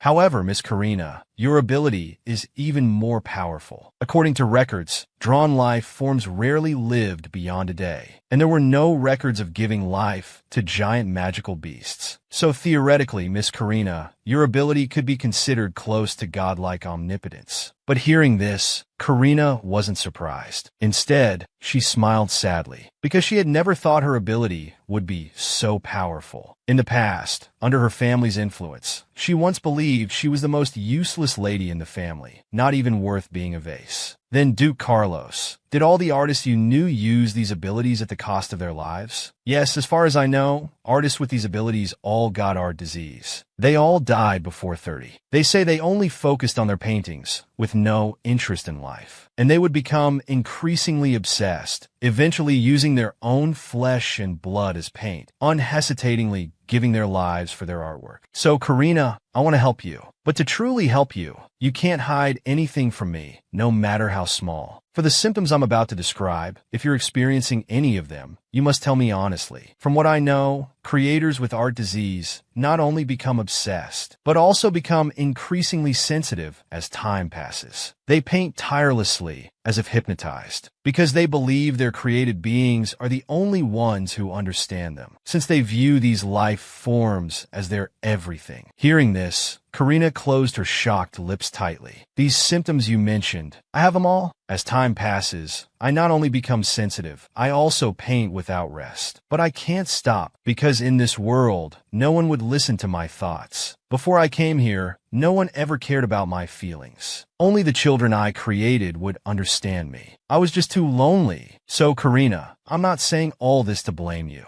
I want you to understand that constantly avoiding it will only hurt you more in the end. If you keep pouring your anger, sadness, and loneliness into your paintings while ignoring those who truly care about you, you'll surely regret it. And I heard from Dr. Winston that you have less than a year to live. Is that right? Have you considered giving up painting? I've never thought about giving up painting, because painting is my whole life. Duke Carlos expressed his understanding of this, because he himself had devoted much energy to music since childhood. The joy that comes from creation cannot be easily given up. However, speaking of which, Karina, I have something I want to ask of you. His body was weak, showing signs of exhaustion, but he still forced himself to finish drawing the portal. Suddenly, a melodious flute sound came from nearby. It was Duke Carlos. His flute music had the ability to heal and restore energy. Hearing this beautiful, flowing flute music, Karina instantly felt her breathing become much smoother. Even her body felt much lighter. With Duke Carlos's flute music supporting her, Karina successfully completed the portal. Now she just needed to open this door, and she could immediately return to that unfortunate Count's mansion. Just as Karina wanted to thank Duke Carlos for his help earlier, she found Duke Carlos clutching his chest, staring at her shyly. "Karina, I think I've fallen in love with you." The woman had simply drawn a picture, and it made her husband's good friend fall in love with her. This unprecedented betrayal descended upon Duke Million's head without his knowledge. And Karina, the person involved,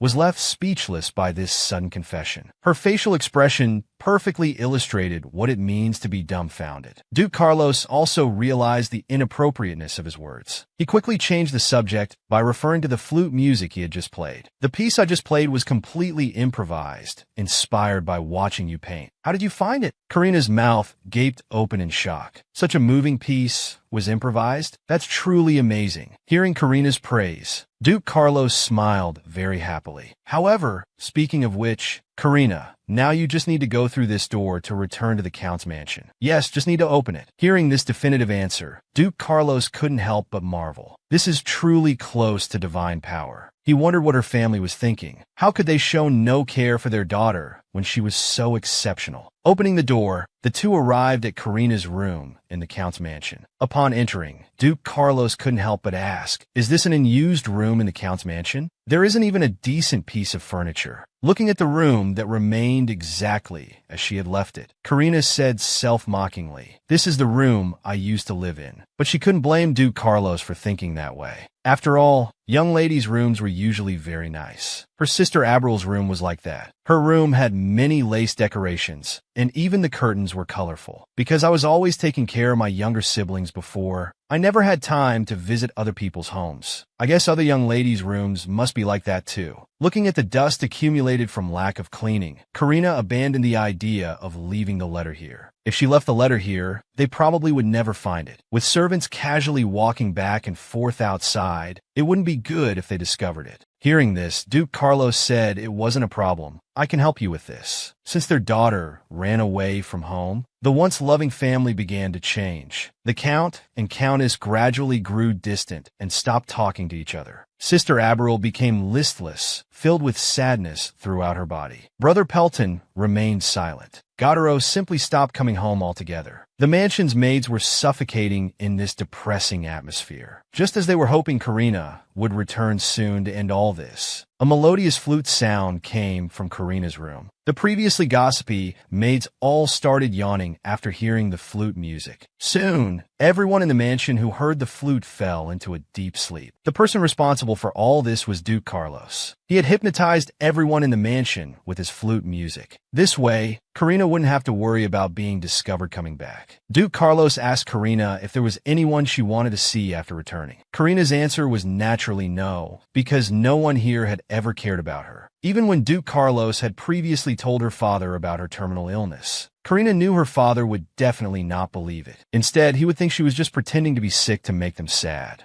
Unless she died right in front of him, he probably wouldn't regret anything. But after regretting, he would surely rage and question her corpse, blaming her for not telling them about her illness and making her parents sad until the very end. So Karina had long given up on the so-called relatives. Now she just wanted to quickly sever ties with her unloving parents. Before, she had always lived for her family, living to accommodate her brother, who rarely came home, taking care of her chronically ill younger siblings. But now, she decided to say goodbye to her former self. She wanted to live for herself in what little time she had left. She wanted to use her unparalleled talent, under the identity of the artist Karina, to leave her artwork in this world forever. To gain her parents' love, at an age when she should have been running happily in the sunshine, she quietly learned to be sensible. She would actively help her parents with their affairs, would decline her own tea parties, would take care of her sickly sister. She thought this would make her mother care about her more, would make her strict father like her more. But the result was exactly the opposite. Her sensibility and obedience became taken for granted in her parents' eyes. You're their older sister. It's your duty to take care of them. You're always at home while your brother is away. Now that he's finally home, shouldn't you accommodate him? Thus, under years of parental neglect, even she believed these were things she should do. Until she learned she had less than a year to live. Until she ran away from home and met someone who truly loved her. She finally awakened. So, she wrote a letter about severing ties with her father. With Duke Carlos's help, sent it back to the Count's mansion. When her father, the Count, saw this letter, he didn't recognize it at first. The Count looked at the handwriting and only felt it was somewhat familiar. Until he read the words, "I am sick, so I won't return to the Count's mansion." Only then did he realize this letter was from Karina. He hadn't expected that after his last letter scolding her, not only did she not return immediately, but she would threaten him with such resolute words. The letter read, "I will no longer live as Karina Leopoldal. Instead, I will make my name known simply as Karina. Just watch. Your daughter, whom you thought was good for nothing, one day, her fame will spread from far away, all the way to where you are in the central region. Remember how you always taught me not to bring shame to the family? I've always followed your words well. So this time, I hope you'll remember these words too. Someday in the future, please don't tarnish my far-reaching reputation. Before, my life was only about family, but I realized you didn't seem to care. Now I've met someone who truly loves me. I'm in the midst of a heart-stirring romance. You know, it's because of his appearance that I understand my life doesn't have to revolve around family. He gave me courage and confidence, allowing me to boldly live as I wish. He would never raise his hand or call threats of throwing me out of the house an act of love. Only after meeting him did I realize love is gentle. So from now on, we will have no relationship." Reading this, the Count became furious, saying Karina was ungrateful for her parents' care. But when he saw the words that followed, his angry expression instantly turned to surprise. "I guess after reading the above, you must be furious in calling me an ungrateful child who doesn't appreciate her parents' nurturing. But I want to ask, from childhood until now, have you ever truly listened to what I said? Was I really the good child who never cried from childhood?" Upon reading this, the Count's mind was suddenly flooded with fragments of Karina's past life. In his impression, Karina had always worn a smiling face. He tried to piece together these blurry fragments, trying to remember when Karina stopped crying in front of him. However, no matter how hard the Count tried to piece it together, in the end, he couldn't remember. It wasn't that Karina hadn't told him, but rather that the words Karina spoke, he had never truly listened to.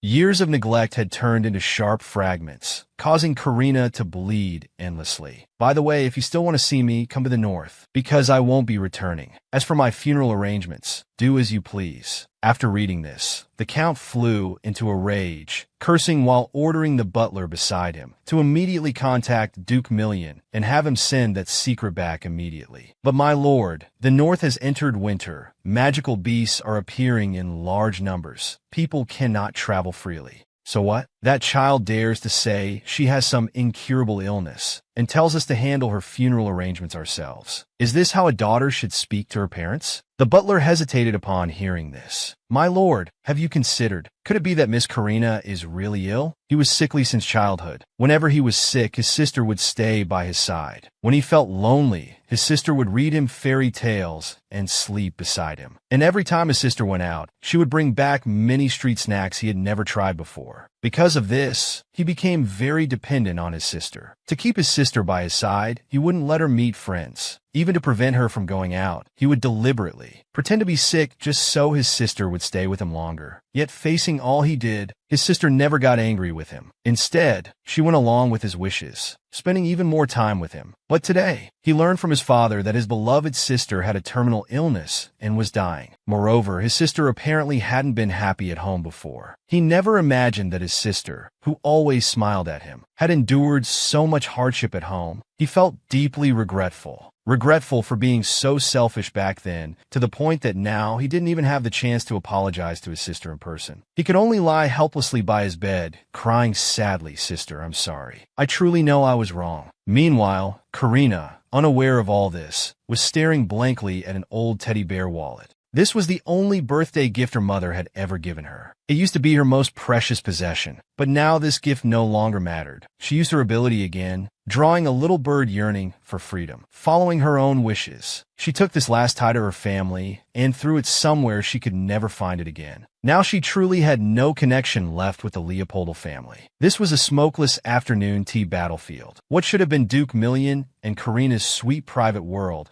had become an ordinary threesome with Duke Carlos's sudden appearance. And Duke Million was very displeased with Duke Carlos's intrusion into his private time with Karina. Although Karina had actively invited Duke Carlos to join the afternoon tea party, Duke Million still felt extremely uncomfortable. He wondered why his good friend couldn't read the atmosphere. Therefore, Duke Million vented all his anger on Duke Carlos. For every word Duke Carlos said, Duke Million would retort. Back and forth, the originally warm and harmonious afternoon tea was forcibly turned into a major verbal battlefield by the two. At the scene, watching the two dukes behave like children, Karina couldn't help but laugh sarcastically. This laugh instantly made the sky explode, made iron trees bloom, and made the audience grow by 1.8 meters. The two quarreling dukes were suddenly dumbfounded. "Karina, why are you laughing so happily? Do you find us too amusing?" Hearing this, Karina continued laughing joyfully. "No, I just think you two have a great relationship, and I really like this." Speaking freely while eating, the dining table filled with laughter and joy. "These are all things I've always longed for." And as Million watched Karina's happy smile, he suddenly felt that annoying Duke Carlos didn't seem so bothersome anymore. As days passed by, Karina's condition became increasingly serious. To avoid worrying her loved ones and friends who cared about her, she would always lock herself in her room when she felt unwell, silently enduring the pain brought by her illness alone. If this had happened back in her days at the Count's mansion, Karina's behavior would never have been discovered. But now she was at the Duke's mansion. Here, there were people who truly loved and cared for her. So when Karina locked herself in her room, the mansion servants immediately noticed something was wrong.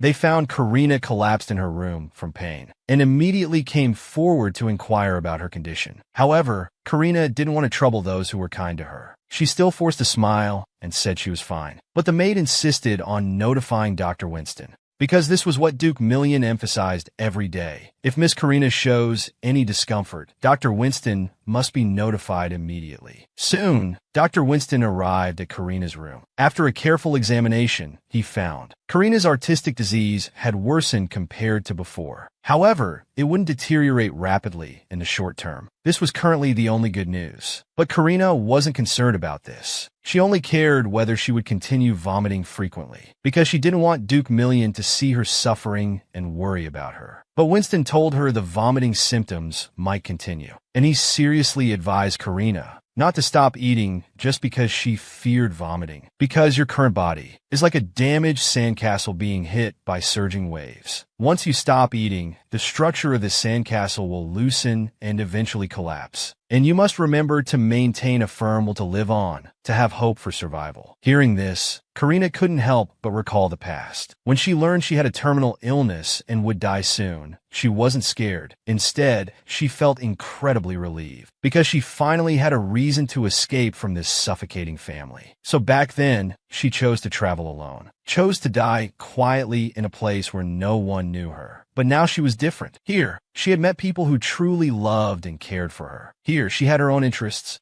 had her own goals to accomplish. So now she wasn't willing to die. She wanted to try hard to live on. When she was healthy, Mother didn't like him. She neglected his feelings and needs for years. Even the young ladies of lower status would say he was just a decorative piece who only followed behind his brothers and sisters. But when he was terminally ill and about to die, a group of people who truly loved and cared for him appeared by his side. Even the family members who previously disliked him felt a bit of regret for their past coldness towards him. Sensing this change, Karina couldn't help but feel regretful. If only she had known earlier that her life wasn't just about taking care of her siblings, that she could live so freely like this, then perhaps she would have escaped from that suffocating family much earlier. Here, Karina found meaning in living. Therefore, she now fully cooperated with the doctor's diagnosis. When Dr. Winston warned her that she must not stop eating and must maintain a strong will to live, Karina actively agreed to comply. Because here she had a lover she couldn't part with, and friends who genuinely cared about her. And Dr. Winston, seeing that Karina had regained a normal person's desire to live, couldn't help but recall when he first met Karina. Back then, when Karina learned she had a terminal illness and was going to die, she didn't show any emotional fluctuation of fear. Instead, her whole being was filled with relief and longing.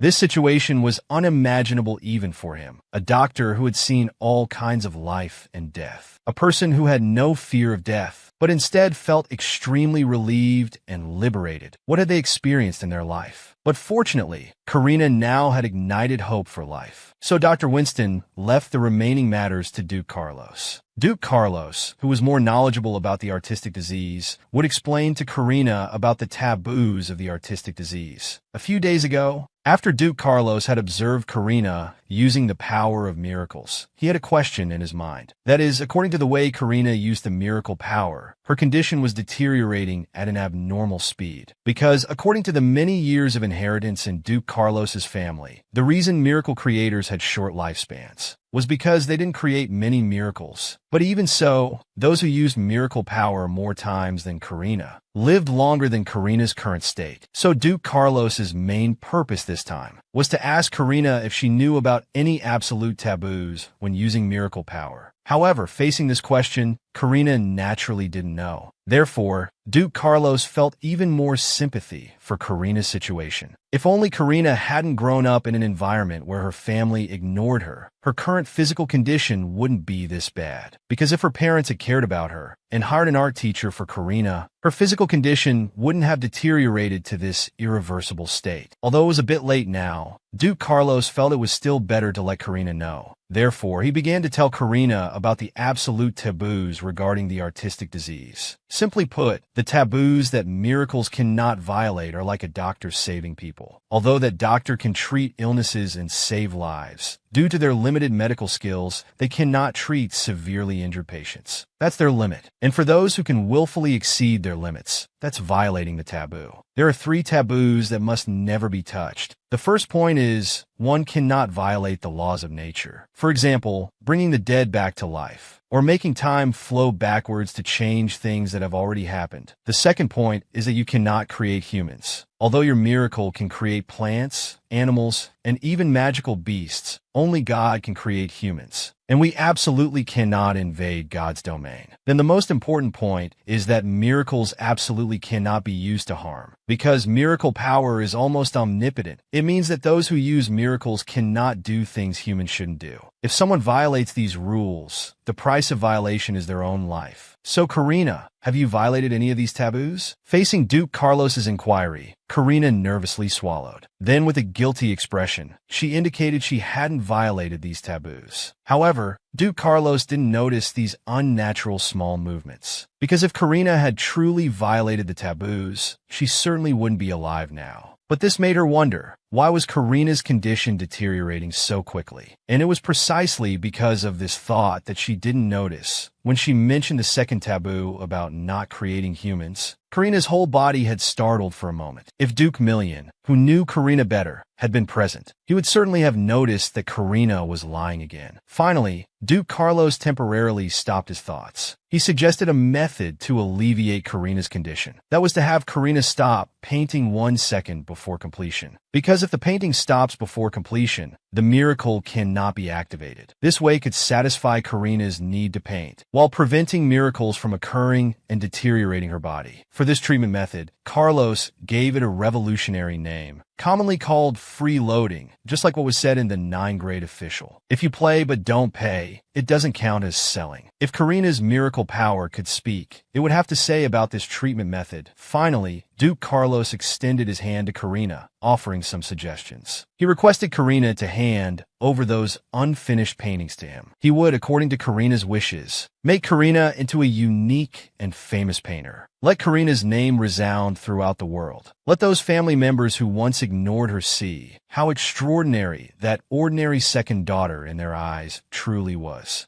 Her sickly younger sister Abel, her life was once given by her sister Karina. Because although she and her brother Pelton were born at the same time, her twin brother Pelton was born very healthy. But she had been constantly coughing since birth, requiring doctors to care for her year-round. Plus, when Duke Carlos told Karina that miracles absolutely cannot be used to create humans, Karina's unusual reaction. This led me, the blogger, to make a bold guess. It's possible that when Sister Abel was born, she was about to die. And at that time, Karina happened to discover her sister's condition. But because she didn't want to lose her sister and didn't want her mother to be sad, so she used the power of miracles. At the cost of her own life, she gave life to her dying sister. That's why her condition deteriorated so quickly. Even the Carlos family, who had studied this illness for years, couldn't understand why. Of course, these are just my speculations. If you have any unique insights, feel free to leave your thoughts in the comments. Now, let's return to the story. At this time, after receiving knowledge about miracle powers, Karina was alone, thinking of Duke Million under the moonlight. Because Duke Million had left several days ago to suppress rampaging magical beasts around the territory and hadn't returned. This made Karina worried, wondering if he had encountered danger. But as soon as this thought appeared, Karina quickly shook her head. Everything will be fine. To distract herself, she once again took out that death wish notebook and began writing. Thanks to Duke Carlos, her wish to make friends had now been fulfilled. So next was to give a gift to her loved one and to embrace her loved one. But when Karina thought about passionately embracing Duke Million, she blushed. She quickly waved her hands, trying to clear those scenes that viewers wouldn't be interested in from her mind. And while Karina was fighting with the evil thoughts in her mind, Duke Million had already appeared in her room. Actually, Duke Million had returned before Karina started her wild imagination. When he stood outside Karina's room and knocked for a long time with no response, he took the liberty of entering Karina's room. Duke Million, who had been worried that Karina had fainted, upon seeing Karina's shy appearance under the moonlight, his worried emotions instantly transformed into deep affection. She's really cute. However, when he heard Karina mention Duke Carlos's name, he was suddenly alarmed. Something was wrong, very wrong indeed. This is probably what love looks like at its most beautiful. When I think of you, you appear before my eyes immediately, and your first words must be about caring for me. Although Karina and Million hadn't seen each other for just 2.5 days, both felt like it had been 2.5 years. And due to the winter magical beast uprising, the time they had together wasn't much. After just a few words, Duke Million had to leave again to suppress the magical beasts. This made Karina very reluctant to part. They had just met and had to separate again. And Duke Million, to avoid making Karina sad, promised he would return the day after tomorrow evening. But when he looked up and saw Karina's pitiful expression, he immediately changed his return time to noon. But after she said that, she felt a bit regretful. Even at her fastest, she wouldn't return until night. Saying noon was lying to her. But the next second, her eyes widened in shock. Because under the bright starry sky, Karina said, "I'll wait for you." And these words had a magical effect, prompting the Duke to set out overnight at full speed to fight the monster. But this was tough on his knights below. "Your Grace, you're going too fast." The knights can barely keep up. But the Duke was unconcerned. "You're already tired?" So he took the lead. "I'll lead the way then. Just follow behind me." Meanwhile, in his mind, he recalled Karina smiling under the moonlight, saying she would wait for him. "Don't worry, Karina. No difficulty can prevent our promise." Soon, the monster hunting group arrived at their destination. Mylian felt the monster's roars coming from deep in the forest. He immediately ordered everyone to rest in place. Wait until tomorrow. It was time to make those who wasted his time with Karina pay the price. For a promise, Duke Mylian set out overnight to fight monsters. In weather that was minus 50 degrees at night, fighting with fierce monsters. And all he did was just to quickly quell the uprising of the poisonous red snake. To be able to meet on time, the one who smiled under the moonlight, saying she would wait. But just as Duke Mylian was planning how to eliminate the monsters next, a monster herda emerged from the nearby woods. Seeing this, Mylian wasn't scared, but rather pleased. Great, it came to us on its own. This will speed up the monster elimination time. With Duke Mylian's command, the well-trained knights quickly dispersed, instantly surrounding this lone monster herda. But just when Duke Mylian thought victory was assured, the surrounded monster herda, then the ground beneath everyone suddenly began to shake. Pairs of glowing eyes suddenly appeared out of nowhere. A group of frenzied monster herdas instantly surrounded Mylian and his men. One young knight trembled in fear. When did these stupid monsters learn to trap people? He turned his pleading gaze towards you who was fighting with the monsters. And Duke Mylian, who was in a killing frenzy, hadn't anticipated this. Now all their escape routes were blocked by suddenly appearing monsters. But fortunately, with Karina's previous help, they had already found Monster Herda's weakness. As the sharp blade pierced into Monster Herda's body, the Monster Herda fighting Duke Mylian instantly lost its life. The exhausted Duke Mylian quickly spoke up. Everyone remember the weak point I just attacked. If we hit the weak point, we can easily defeat them. However, just as Duke Mylian finished speaking, an exceptionally powerful monster silently appeared behind Duke Mylian. Before Duke Mylian could react, it delivered a fatal strike. Meanwhile, Karina was still in the snowy borderlands, eagerly awaiting Duke Mylian's return. But after waiting most of the day, but only receive an alert that a large group of herda beasts were attacking. This made Karina's heart ache inexplicably. Please don't let anything happen. Just as Duke Mylian went out to quell the beast uprising, he encountered an ambush and his fate was unknown. A large number of herda beasts surrounded the city where Karina was. Moreover, because earlier when the Duke left overnight to suppress the beasts, he took most of the elite knights from the city. Therefore, the city's defensive forces were now unprecedentedly weak. So, facing this sudden arrival of numerous raging beasts, the already weak defense line immediately became precarious. Karina, inside the city, watched anxiously. Was there any way she could help them? Then she saw her painting. Right? I can use the power of miracles. And in this painting,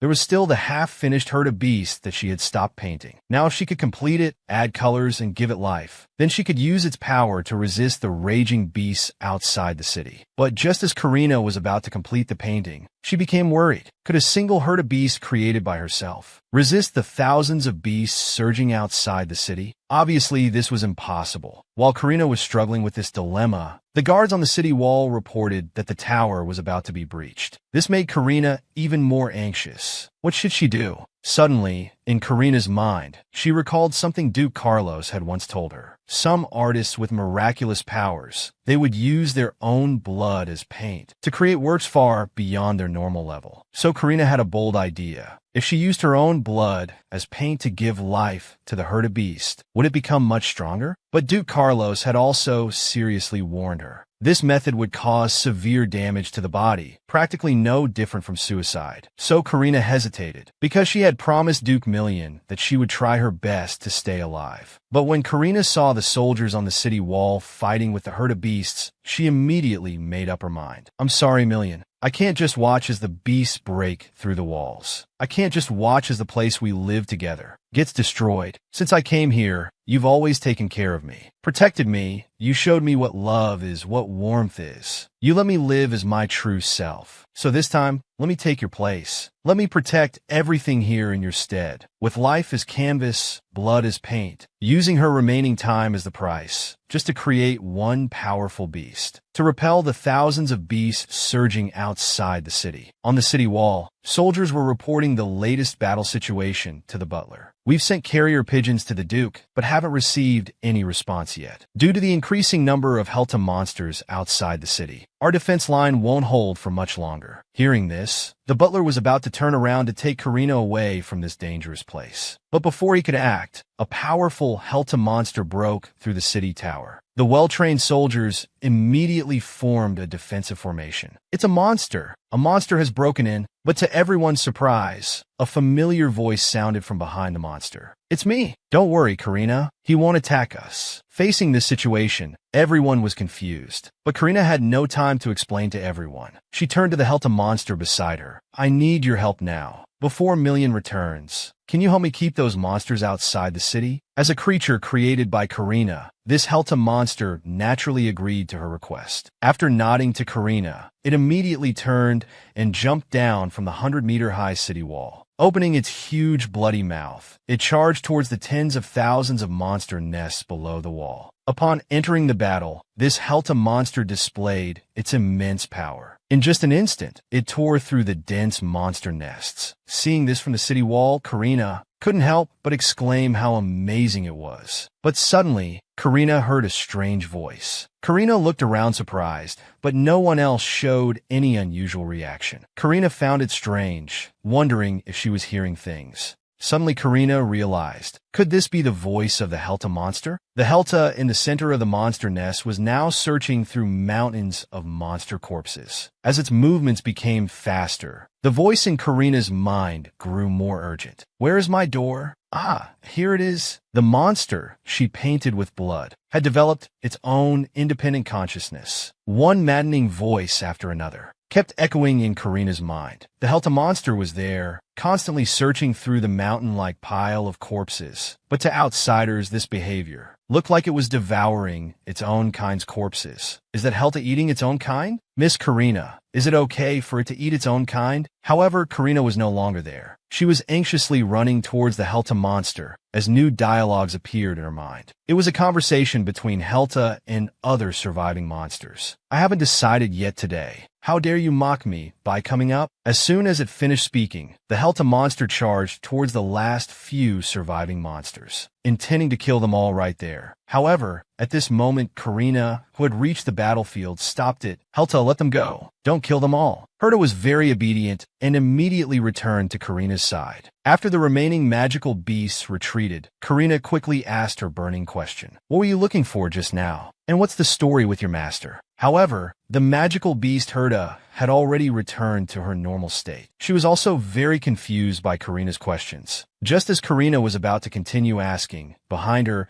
there was suddenly the sound of urgent hoofbeats. It was Duke Million. He had returned, and immediately, he protected Karina, who was in front of the magical beast Colta in his arms. Everyone listen, leave this Herta alone. She's mine. For a moment, there was an awkward atmosphere between the two people and the beast. Karina, what do you mean by that? I said this Herta was drawn by me, used to resist the tide. Upon hearing this, Duke Million's face darkened. Didn't you promise me not to use the power of miracles anymore? Don't you know this will have a big impact on your body? Harlina looked guilty and could only explain softly, but the situation was very urgent at that time. What about Duke Carlos? Didn't she have any other options? You mentioned Duke Carlos, but I haven't seen her. At this moment, the protagonist of their discussion had just woken up from a nap and was constantly complaining. Didn't Harlina say Million would return at noon? But there's still no sign of him. This is really unpunctual. The magical beast she drew using her own blood as paint had escaped her control, unable to be returned to the painting. So when Duke Carlos just woke up, she saw an angry Duke Million, a guilty-looking Karina, and a confused magical beast Herta appear before her. Instantly, Duke Carlos had an urge to go home to find her mother. The three people in the living room were silent. The atmosphere was extremely strange. One was waiting for the other to give an explanation. One was too guilty to know how to speak, and another had no idea what was happening. Finally, Karina retold the process of the Magical Beast project. However, she intentionally concealed the fact that she used her blood to create the Magical Beast, because she didn't want to make Duke Million more worried. Finally, Duke Million sighed helplessly. What reason did he have to blame Terina, who had fought with all her might against the tide? He even thought if he could have returned earlier, then Karina wouldn't have been hurt. And Duke Carlos, seeing the scene of both considering each other, couldn't help but burst into laughter. You two really look like a perfect match. But back to the point, Karina, this time you really can't make her to disappear like before. You don't know, just now when I saw her appear before me,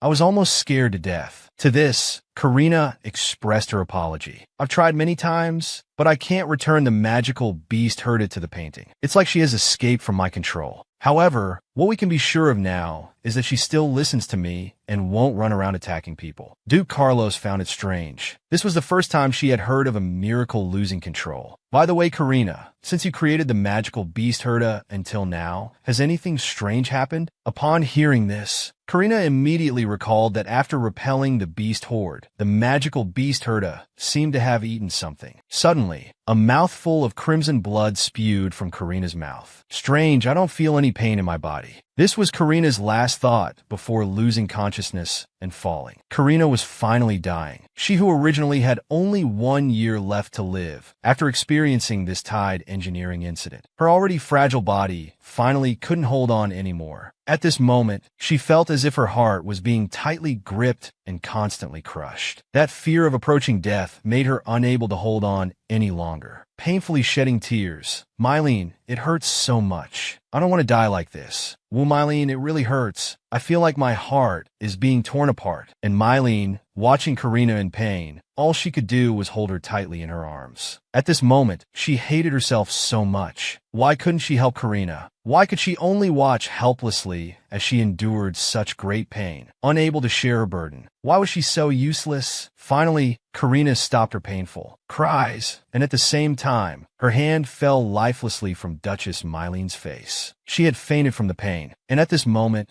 Duke Carlos brought Dr. Winston, hurriedly arriving at the scene, and immediately handed Duchess Mylene what appeared to be a precious gem. This is heron. It's something that only forms in the bodies of powerful magical beasts. Mylene quickly gave this to Karina. It will help her. Indeed, as the heron got closer, Karina's breathing immediately became more stable. Even her previously pained expression returned to normal. After leaving the unconscious Karina to Dr. Winston's examination, the two left the room. Outside the room, Duchess Mylene, upon learning that the cause of Karina's illness was that magical beast Herda, immediately wanted to eliminate it. But she was stopped by Duke Carlos, because the magical beast Herda had already shown signs of transformation and had now broken free from Karina's control. So even if you kill it now, it won't make Karina better. After hearing this, Duchess Mylene immediately began blaming herself again. If I hadn't come back late, Karina wouldn't have ended up like this. I'm the one who caused her such pain, but I couldn't do anything. I'm really useless. As Mylene sank deeper into self-blame, Duke Carlos interrupted her. Actually, there's a way to ease Karina's pain. You saw it just now, didn't you? When you brought the heron close to Karina, her breathing immediately stabilized. So I suspect that heron might become a treatment for the art disease. Because I've been researching recently, I discovered it can resonate with my miracle. That feeling is like it's trying to neutralize my miracle. Plus, before Karina fell unconscious, she mentioned that the magical beast Herda she created after killing other beasts kept searching through the bodies of its kind, and eventually seemed to have eaten something. Therefore, I speculate that the reason why the monster Herda broke free from Karina's control is most likely because it consumed heron from the bodies of its own kind, thus neutralizing Karina's miracle power. However, these are just my guesses. I need more heron to verify.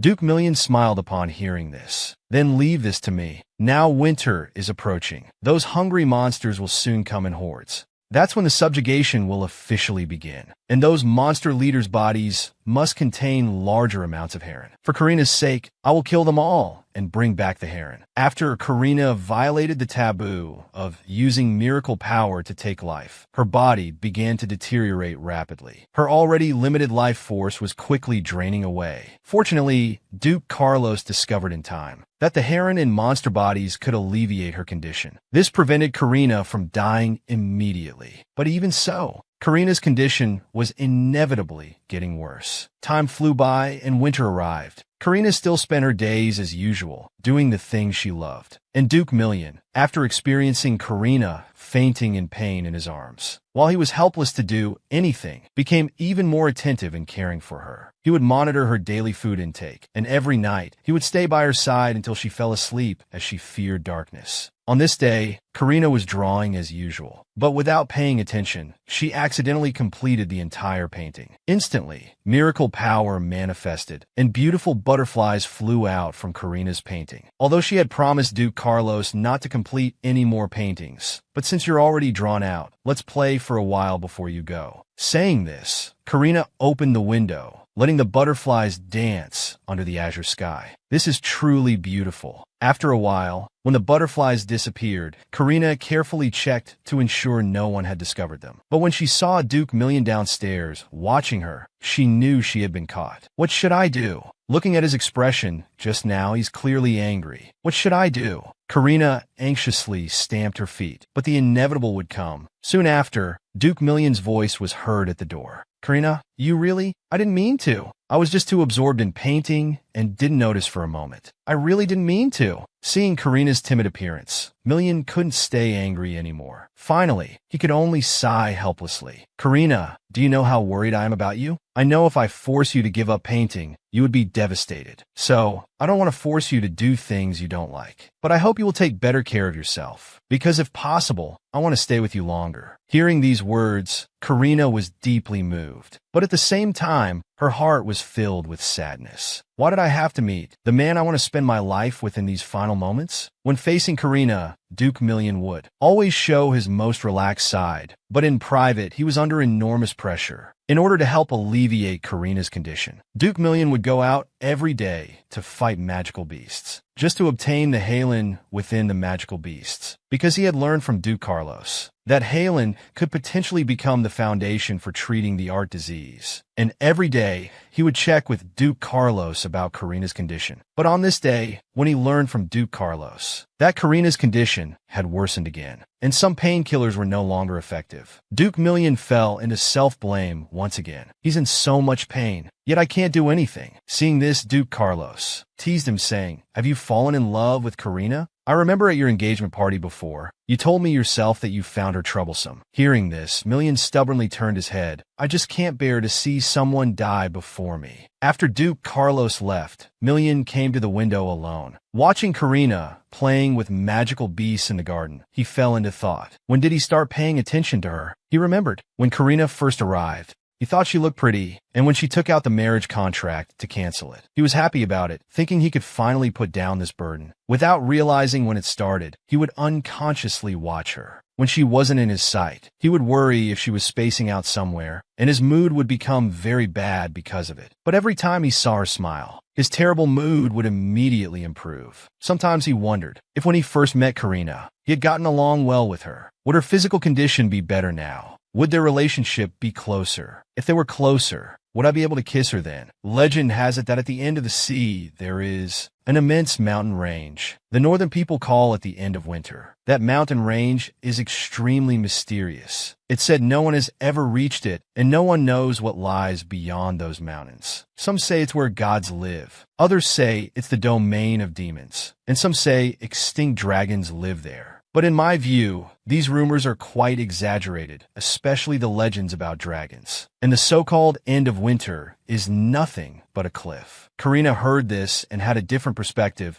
No matter what people say, I think end of winter is actually a beautiful name. Duke Million was surprised. You think this name is good? Of course, because after winter ends comes spring. Maybe that place connects to spring. Duke Million was stunned. Spring could be interpreted this way. You should know that in the north, the end of winter symbolizes eternal death. Because people believe if winter thaws, then everything in the world would disappear. But unexpectedly, from a different perspective within eternal death, yet it contains the vibrant vitality of spring. Karina, your perspective on things is truly unique. I really want to see the world through your eyes now. Through my eyes? That would be very boring. How could it be boring? Your eyes are so beautiful. Everything you see must be beautiful too. Karina never expected Duke Million to interpret it this way. These intense and direct words made his heart beat uncontrollably. He's really so gentle. Suddenly Karina remembered something. "All right, Million, I have a gift for you." Duke Million was surprised, but when he looked at the thing in his hand, he had some doubts. Is this words? This is medicine. It's for healing wounds. Recently, magical beasts have been frequently rampaging. I'm worried you might get hurt fighting them. So this is medicine I created through imagination. It can instantly heal any injury, but it can't heal creatures whose forms can't be identified, nor save those on the brink of death. However, right now it has no effect, because it can only be fully created after I go back and complete the canvas. I believe this potion will definitely help you. But Duke Million showed no joy upon hearing this. Instead, he looked at Karina very seriously. Karina, I know you're considering my safety, but I, Million, don't need medicine obtained through your pain. You should know in my heart, your health is more important than anything else. Legend has it that at the end of the sea, there is an immense mountain range. The northern people call it the end of winter. That mountain range is extremely mysterious. It's said no one has ever reached it, and no one knows what place those mountains connect to. Some say it's where gods live. Others say it's the realm of demons. Some even say extinct dragons live there. But in my view, these rumors are quite exaggerated, especially the legends about dragons. And the so-called end of winter is just a cliff. But Karina had a different perspective. No matter what people say, I think end of winter is truly a beautiful name. Duke Million was surprised. You think this name is good? Of course, because the end of winter means spring is coming. Maybe it connects to spring. Duke Million was stunned. Spring could be interpreted this way. You should know that in the North, the end of winter symbolizes eternal death. Because people believe that if winter ends, everything in the world would disappear. But unexpectedly, from a different perspective, within eternal death lies the vibrant vitality of spring. Karina, your perspective on things is truly unique. I really want to see the world through your eyes now. Through my eyes? That would be very boring. How could it be boring? Your eyes are so beautiful. Everything you see must be beautiful too. Karina never expected Duke Million to interpret it this way. These intense and direct words made her heart beat uncontrollably. He is really so gentle. Suddenly, Karina remembered something. Oh, right, Million. I have a gift for you. Duke Million was surprised, but when he looked at what was in his hand, sometimes thread by thread, is this words. This is medicine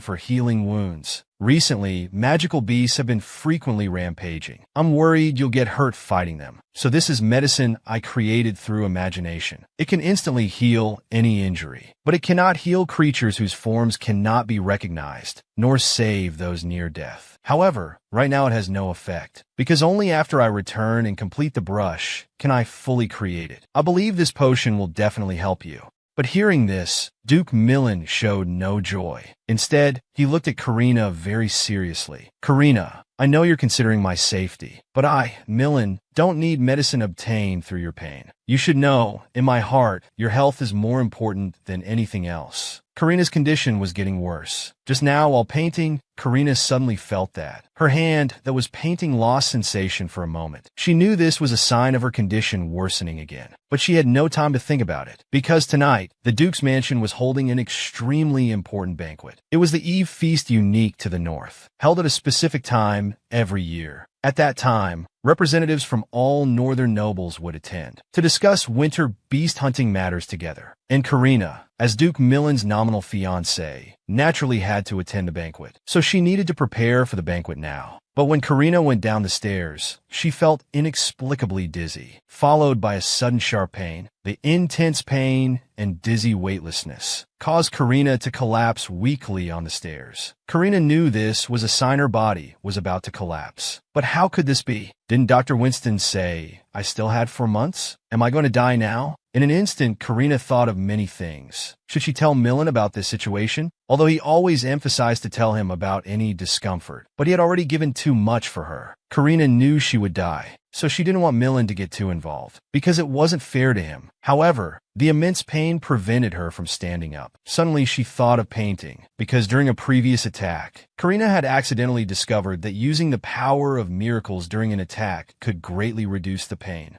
But this method was no different from suicide. It was like trading her life for a fast-acting painkiller. But the current gathering was particularly important. So Karina still decided to use this method, because in her final time, she didn't want to cause trouble for Duke Million, who cared about her. Karina was approaching death. Only 4 months remained, and as time passed, her episodes became increasingly frequent. And each time she had an attack, it was accompanied by immense pain, and that feeling was like being repeatedly crushed by a 50-ton truck. During these episodes, Karina could only endure, because all pain-relieving medications had lost their effect on her. However, this time, Karina wanted to use the power of miracles to ease her pain, because she wanted to accompany Duke Milan tonight to attend an important gathering in the north. The price for doing this was consuming what little remained of her lifespan. Perhaps to us, Karina's behavior seems very foolish. After all, what could be more important than life itself? But Karina felt it was all worth it, because before dying she didn't want to trouble those who cared for and loved her. However, just as Karina struggled to get up to go to the studio, she ran into Milan, who had come to check on her condition. Due to this sudden encounter, Karina found herself at a loss for words. When Duke Milan saw Karina's pale face, he immediately realized she was having another episode. So Duke Milan stepped forward and picked up the suffering Karina in his arms like a princess, and gently whispered, "Don't speak, let me take you to rest first." At this moment, Karina, lying in the Duke's arms, knew she was destined not to accompany Milan tonight. In the evening room, Karina apologetically said to Milan, "I'm sorry, I seem to have troubled you again." But hearing this, Milan just gently stroked her burning forehead and said, "Karina, you don't need to apologize. I don't find you troublesome at all. If you're in pain, just cry it out. It hurts me to see you hiding your pain. And in front of me, you don't need to pretend to be strong. You can be completely honest." Hearing these words, Karina thought of her former family. Why had none of those family members who lived under the same roof for over 20 years ever seen through her tough exterior facade? Yet this man, whom she'd only known for a few months, could easily discover her fragile heart. In an instant, Karina's grief turned to tears, flowing continuously from her eyes. Why was this? And Duke Milan quickly held Karina tightly in his embrace, and with his broad palm, gently patted Karina's back. "Karina, just cry if you wanna. In front of me, you can fully express your feelings and be your true self." Hearing these gentle and sincere words, Karina felt the pain from her episode seemed to lessen somewhat. But having grown up in a family where she was never valued, when suddenly being cared for like this, she couldn't help but have insecure thoughts. If she hadn't been sick, would Milan still be so considerate towards her? Because from childhood, growing up in an environment where she was neither valued nor cared for, so Karina, when faced with others' kindness,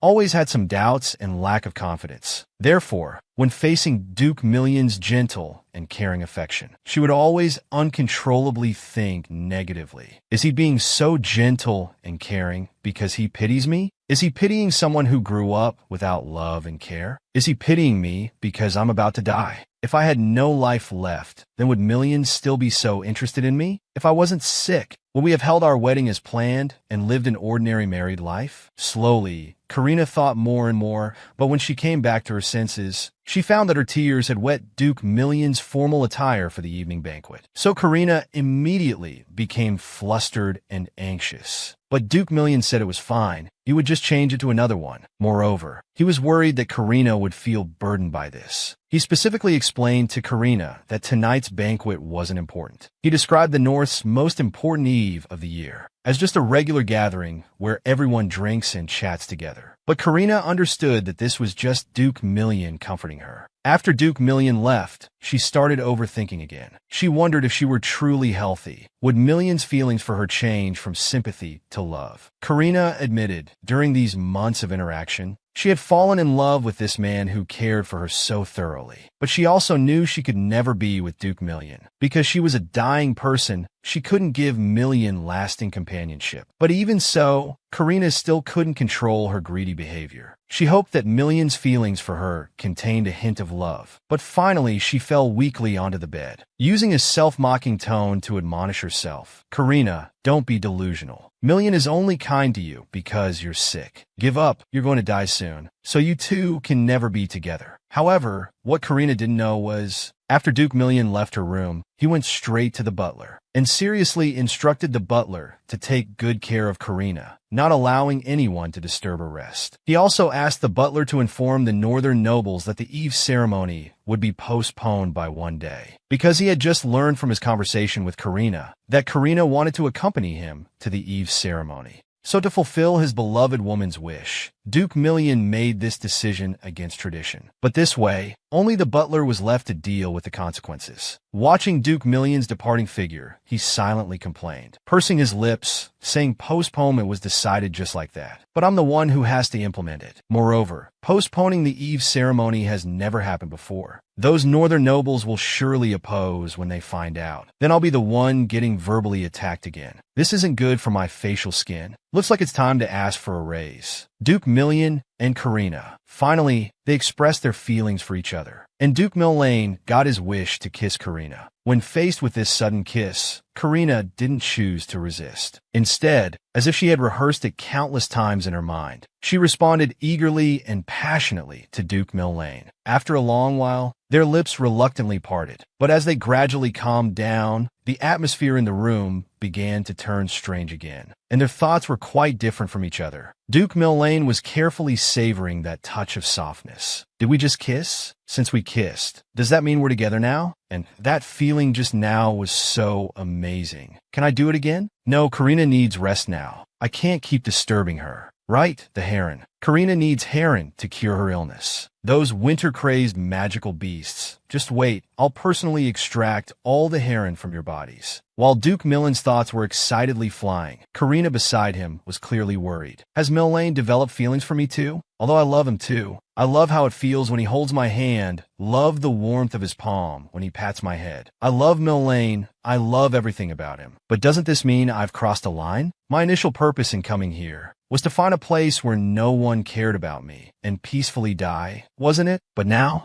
I've made the innocent Duke Millane develop special feelings for me. No, Karina can't allow Duke Millane to have feelings for her, because she knew deeply how cruel it was to develop such special feelings for someone who was dying. Karina didn't want Millane to suffer alone after her death. So Karina spoke up. Millane, you're really a considerate person. Although this is my first time being comforted with a kiss, but thanks to you, I feel much better now. Hearing this, Millen's face changed. What? Do you think I was just comforting you with that kiss? Duke Millane had finally expressed his feelings to Karina and successfully kissed her. He thought that after breaking through this barrier, they could be together and spend every day happily and sweetly. But Karina knew deeply that she was a dying person. She couldn't give Millane long-term companionship, so she couldn't indulge in momentary pleasure, only to leave Duke Millane alone in this world, tormented by longing. She couldn't be so selfish. So, Karina described the Duke's kiss as comfort, treating his love as mere concern. Thank you, Millane. This is my first time being comforted with a kiss. I feel much better now. Hearing these words, Duke Millen's heart sank. Comfort? Was my action just seen as comfort in Karina's eyes? Duke Millane admitted that he was a bit impulsive just now, because ever since he first saw Karina, he began to be deeply attracted to this runaway girl. At first, he thought Karina was just a troublesome person who needed his care. But slowly, she started to enter his heart. From the initial awkwardness when helping Karina fix her hair, to becoming skilled and natural without realizing when. He got used to having her by his side every day. He loved her, but now, Karina dismissed his love as mere comfort. Although Million knew Karina was being dishonest, his heart still felt some pain, but he didn't argue about it. He respected all of Karina's choices. So after a brief moment of silence, Million spoke. Karina, if saying that makes you feel better, then consider what just happened as comfort. But you silly girls should understand that you really have no talent for acting, because your expression right now looks like an abandoned puppy. All right, just go to sleep now. I'll be watching over you outside. If you feel unwell, you can call me anytime. After Duke Demiline left, Karina remained lost in thought for a long time. She's really so gentle. I said such hurtful things, but she didn't get angry at me. Instead, she worried and comforted me gently. She knew I was lying, but didn't argue with me. Why did I have to meet her when I'm about to die? Finally, Karina could only bury her head deep in the blanket, softly expressing her true feelings. Duke Million, I like you too,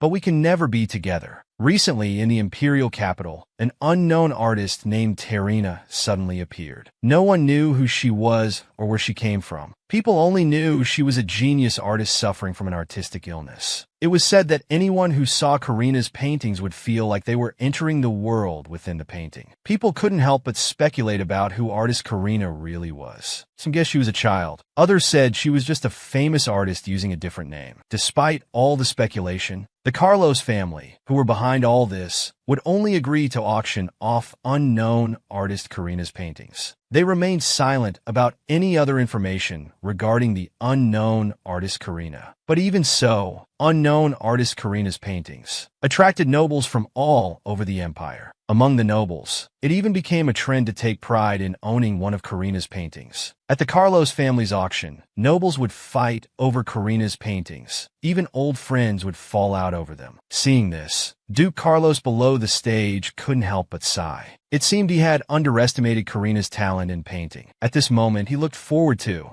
when Karina's name would spread across the continent through these nobles' mouths. How would those family members who once ignored her react? Surely, when they learned that the one they once saw as ordinary has become so outstanding, they would definitely regret it. But what Duke Carlos didn't know was, when Karina's father heard the news of her fame, his first reaction was still denial. Because in his eyes, Karina would always be just a disobedient, thoughtless, and very ordinary daughter. They say children who are favored are fortunate. But what if you're that favored child? Parents who play favorites will never admit they're biased, even though their own daughter has incredible talents that everyone envies. Yet they simply refuse to believe it, even when someone personally told him, "Your daughter is seriously ill and will soon pass away." But he thought his immature daughter was just colluding with outsiders for attention. Even though his daughter's fame had spread far and wide, she would still instinctively deny it. She even blamed that immature daughter, saying she was very unfilial for speaking such rebellious words about severing ties with her parents. This caused her mother to cry all day and fall ill. This shows how much suffering Karina endured, growing up in this suffocating family from childhood. But fortunately, there was finally someone sensible in the family this time. After seeing their father's attitude, Karina's older brother finally understood why his always obedient and sensible sister Karina would leave home without any hesitation. He realized then that he had been just like his father before, always ignoring this sister who had silently done so much for him. But sadly, his awakening came a bit too late. He deeply regrets it now, regrets not cherishing her properly before. So this time he chose to rebel. "Father, do you really want to continue like this? What if this anonymous painter is actually Karina? All the characteristics known about the anonymous painter match Karina's. If you keep denying like this, aren't you afraid that one day you'll truly lose her? Are you really going to abandon your own daughter?" For a moment, Karina's father was stunned. After hearing his son's words, he felt a hint of fear in his heart. Yes, it was fear, not guilt, because what he was thinking about now was, if that painter really was his ordinary second daughter, what should he do? What kind of parents would feel fear when their daughter becomes famous? While Karina's father was worried about whether she would take revenge after becoming famous, Karina was already attending the North's most grand evening party, accompanied by Duke Million. Along the way, Karina appeared very nervous. After all, she had never interacted with these northern nobles before, and wasn't particularly familiar with northern etiquette. Duke Million kept reassuring her along the way, saying northern parties weren't as formal as those in the capital. Just act naturally like when hanging out with friends. But when they pushed open the ballroom doors, they were dumbfounded. The usually casual Baron Crane was dressed formally today and made an affected bow saying, "Your Excellency, you've arrived. We've been waiting for you and your fiancée for a long time." Instantly, veins popped on Duke Million's forehead, irritably pressing his high nose bridge, thinking this troublemaker, is he deliberately causing problems? From how he suddenly made everything so formal. Karina must be feeling burdened now. But with Karina present, Duke Million could only suppress his feelings. "Baron Cromber, have you had something happy lately? You're dressed so extravagantly like a peacock in heat." His tone was so gritted with anger. But Baron Cromber seemed completely unaware and continued talking. "Oh, you noticed? I'm happy because of the money performance. Wine is unlimited. I can drink as much as I want. How can I not be happy?" At this moment, Duke Million finally understood. So this guy really came to see him because he postponed the money performance. What a joke.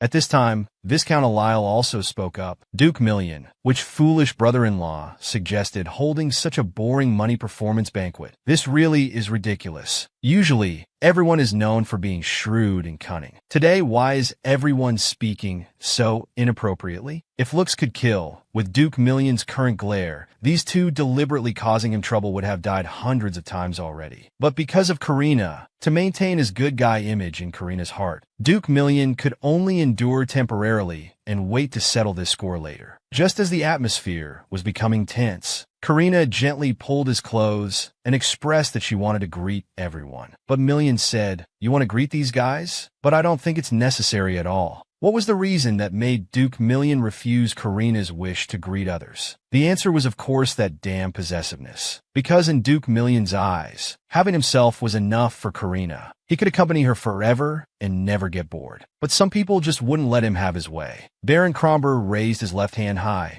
"Hello, beautiful lady. I am Baron Kromber. And I'm Marlon Alile. Just call me Marlon. Nice to meet you. You're much more polite than some people." Faced with such warm greetings, Karina politely responded to each one and explained that Duke Million had to postpone the performance because of her, hoping everyone wouldn't mind. But before she could finish, Duke Million quickly interrupted. "Don't worry, Karina. The performance is just a simple drinking occasion. It doesn't matter if it's postponed." Baron Kromber and Viscount Marlin were speechless hearing this. He lies without thinking. I really want to expose him. Well, let's just go along with it. If we dare expose him in front of Miss Karina, he'll definitely seek revenge later. While the two were whispering, Duke Million regretfully looked around. He had originally wanted to show Karina around the banquet hall, but now it was too noisy. Seems impossible. Hearing this, before Karina could respond, Baron Kromber bowed and suggested that since the Duke was busy, he could show Karina around and introduce her to all the northern nobles. Hearing this, Duke Million immediately changed color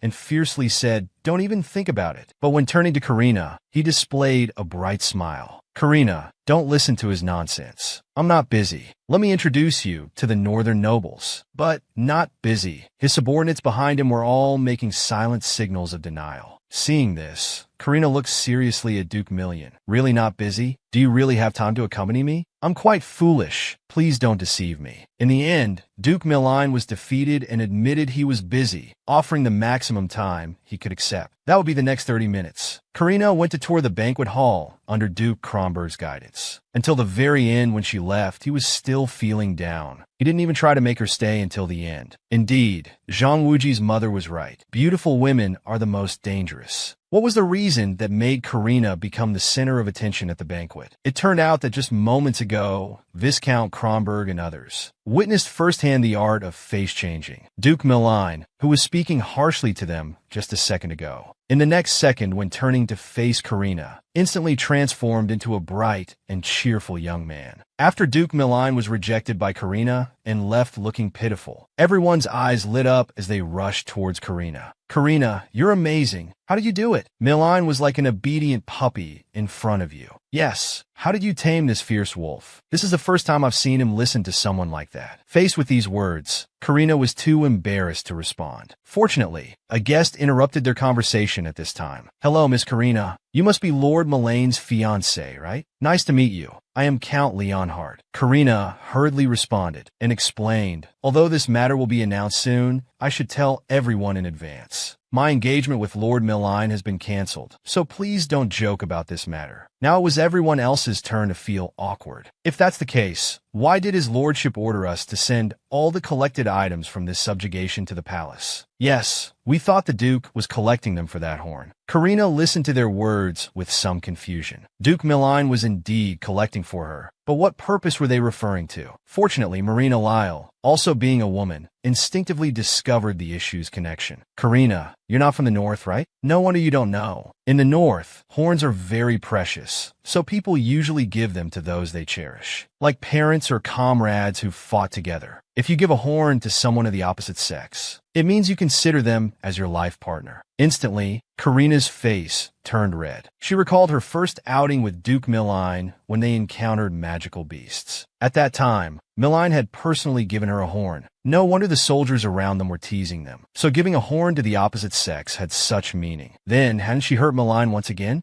Duke Million had a question in his heart. It was why Karina always emphasized that she was someone who would soon leave. He felt that the meaning of these words wasn't as simple as it appeared on the surface. With these questions in mind, Milline returned to the banquet hall, planning to discuss the magical beast subjugation plans in detail with everyone. But everyone's topic kept focusing on Karina. This made Milline very curious. What did Karina say to you all earlier that makes you fellows so interested in her? What else could it be? Of course, we're talking about how spring has come for our Lord Palace. Seeing Viscount Kronberg's provoking expression, Milline didn't plan to indulge him at all and directly went for a chokehold. If Count Leonhardt hadn't intervened in time to break us up, the talkative Kronbergs will probably meet his great-grandmother tonight. And Count Leonhardt also had some doubts, because he could tell that Karina must be a lady from a wealthy family. However, Karina didn't seem like a young lady who grew up without worries, because he observed that even when Karina was smiling, her brows would unconsciously reveal traces of sadness. And he heard her say she had an incurable disease. Could this be the reason?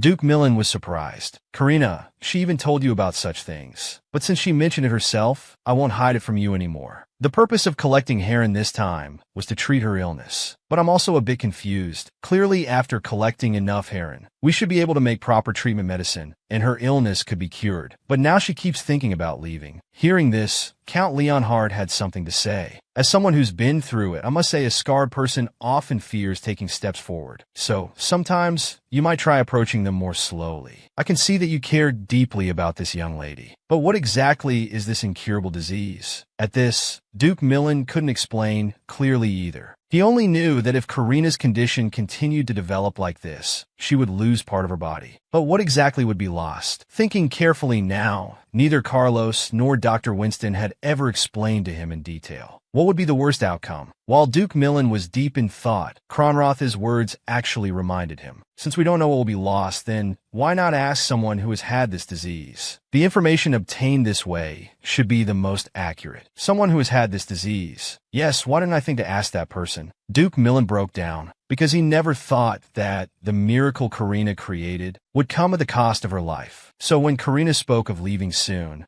she meant leaving this world. Just now, with a reminder from Count Kronbergs and others, Millen remembered someone. That was the theater shop owner they met last time, when he went to buy plays with Karina. Wasn't he someone who had art disease and lost his sense of protection? So Millen, despite everyone's opposition, found the theater shop owner late at night to ask about his experience with art disease and the whole process of losing his arm. But after the theater shop owner described his illness from back then, Duke Millen keenly noticed that the symptoms described by the theater shop owner were very different from Karina's symptoms when she fell ill. Because when Karina had an attack, she would often feel like her heart was being tightly gripped. Her whole body felt like it was caught in a huge, spinning millstone. The pain would spread to every inch of her skin, while the theater shop owner only felt spasms and pain in his hand during attacks. However, the theater shop owner calmly said that each artist creates different miracles. Therefore, the symptoms of art disease manifest differently. But when he learned from Duke Millen that Tarina's miracle could create life, he could no longer stay calm, because as far as he knew, for miracles that can create life, there is only one price to pay. That is the Creator's life itself. Hearing this, Millen jumped up from his chair with a bang. What did you say? Life as the price? Why did they never tell me about this? And why did they lie to me? Meanwhile, Karina had fallen into a bad situation. Her consciousness seemed to be controlled by something. She kept repeating, "It's almost time. It's almost complete," creating the miracle. Millen, I'll have you soon. Karina had gone mad. She wanted to use the power of miracles to create a Millen who would only have eyes for her, even if it would cause her immediate death. She didn't care, because what she wanted now was, like the magical beast Herta she had created before, a Millen who would only see her and stay by her side at all times. And the cause of all this was a conversation from not long ago. It was a peaceful afternoon. At that time, Karina was drawing with Millen accompanying her. Millen casually mentioned then that he wanted a self-portrait of Karina, but Karina expressed at the time that she would rather paint a portrait of Duke Millen. Millen was overjoyed hearing this. To have a portrait painted by the girl he liked. This was undoubtedly something worth being happy about. So today Karina planned to complete Millen's portrait and give it to him as a gift. However, as the brush continued to sketch on the paper, Karina suddenly heard a voice in her ear. That voice kept urging, inducing her to quickly complete this work and use the miracle to create Milan. That way Milan would belong to her alone. She could possess him completely. Thus, Karina's consciousness was gradually taken over by this bewitching voice. The speed of her brush kept increasing. Her mouth kept repeating the same words. Almost there, almost complete, creating the miracle. Milan, I'll have you soon. Fortunately, at this time, Karina's abnormal state was discovered by Duke Carlos, who came to share the auction's grand occasion with her, and immediately stopped Karina from completing the final scene of this painting. But Karina's consciousness, at this point, had been completely taken over by that captivating voice. She struggled frantically, trying to break free from Duke Carlos's restraining hands, wanting to complete this painting that would instantly take her life. Fortunately, in the end, Duke Carlos used Milan's name, successfully awakening the maddened Karina. After Karina calmed down, Duke Carlos asked her about the cause and effect of all this. Looking at the nearly completed portrait, Duke Carlos felt a wave of fear. Fortunately, she stopped Karina in time. Otherwise, the consequences would have been unimaginable. However, Duke Carlos still had questions for Karina. You said your consciousness was taken over by a voice. Did you try to resist it at any point? But Karina didn't know. She wasn't sure if she couldn't stop, or if she had found reasons not to want to stop. This feeling was just like what she had experienced in her childhood. Hearing this, Duke Carlos's expression changed dramatically, because from these words, he discovered shocking news. Karina, when you were young, had you already given life to people before? She traded decades of her lifespan just for 10 minutes of gentle treatment from her parents. Back when Karina was very young, her family went out for a trip because her sister Abriel was mischievous and broke free from Karina's hand. She accidentally scraped her knee. Karina's parents, without asking why, blamed everything on Karina. They accused Karina of letting go of her sister's hand and pointed out that Karina was healthy. But her sister Abriel was different. They said she deliberately let go because of her sister's crying. Said she was so malicious at such a young age. Finally, they gave Karina a hard slap. This was Karina's first time being hit. Although Karina wanted to explain through her tears, her parents wouldn't give her the chance. Back home, Karina cried bitterly. That was the first time she felt being born healthy was a sin. Whenever Karina was sad, she would take out paper and draw to comfort her wounded heart. And it was then that the bewitching voice appeared. That voice kept whispering in Karina's ear, saying one thing. In this world, there are no parents who love you.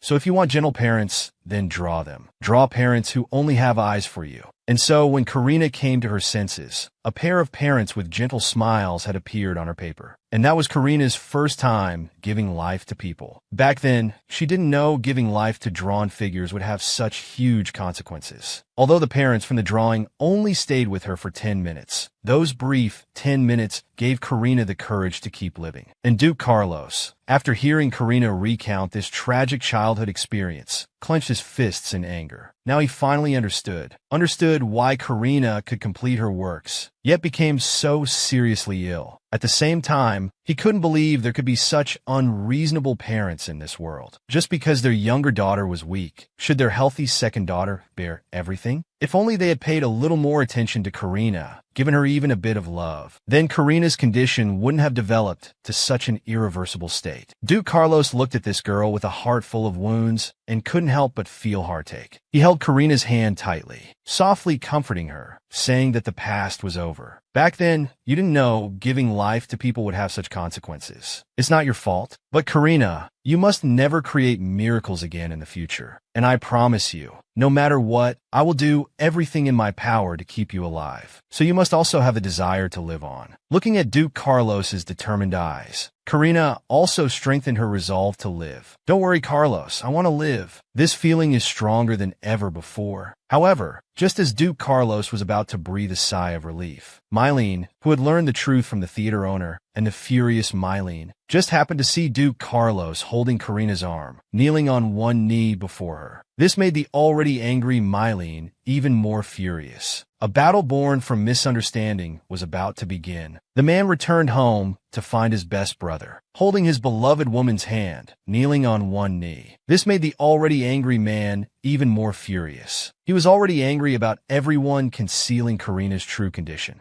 Now returning home, to find his home seemingly stolen. Although this was a misunderstanding, but at this moment, Mylene was on the edge of madness. He was like a fierce wolf about to pounce on its prey, staring intently at Duke Carlos, who was still holding Karina's hand. But due to Karina's presence, Mylene chose to temporarily suppress his anger. However, out of jealousy, he pulled their joined hands apart, declaring his ownership in front of Carlos. He held Karina tightly in his arms. And with this action, Duke Mylene discovered the gift Karina had prepared for him at the risk of her life. A portrait even more handsome than himself. Looking at his portrait, Mylene instantly transformed from a fierce wolf into a husky. This was the first time someone had given him a portrait. He was truly happy, while Duke Carlos, seeing this, awakened and quietly breathed a sigh of relief. It seemed the misunderstanding was cleared up, but just as he wanted to quietly withdraw, being the 1,000-watt light bulb that he was caught by Mylene. Because at this moment, Mylene had many things he wanted to ask his good brother. And Duke Carlos, seeing Mylene suddenly call out to him, immediately felt a sense of foreboding. Sure enough, after they left Karina's room, Mylene gave Duke Carlos a hard punch. "You knew all along that Karina wouldn't live long. Why did you deceive me?" But Duke Carlos didn't want to explain too much, because he had promised Karina to keep her condition secret. So he simply said it was a promise he had to keep.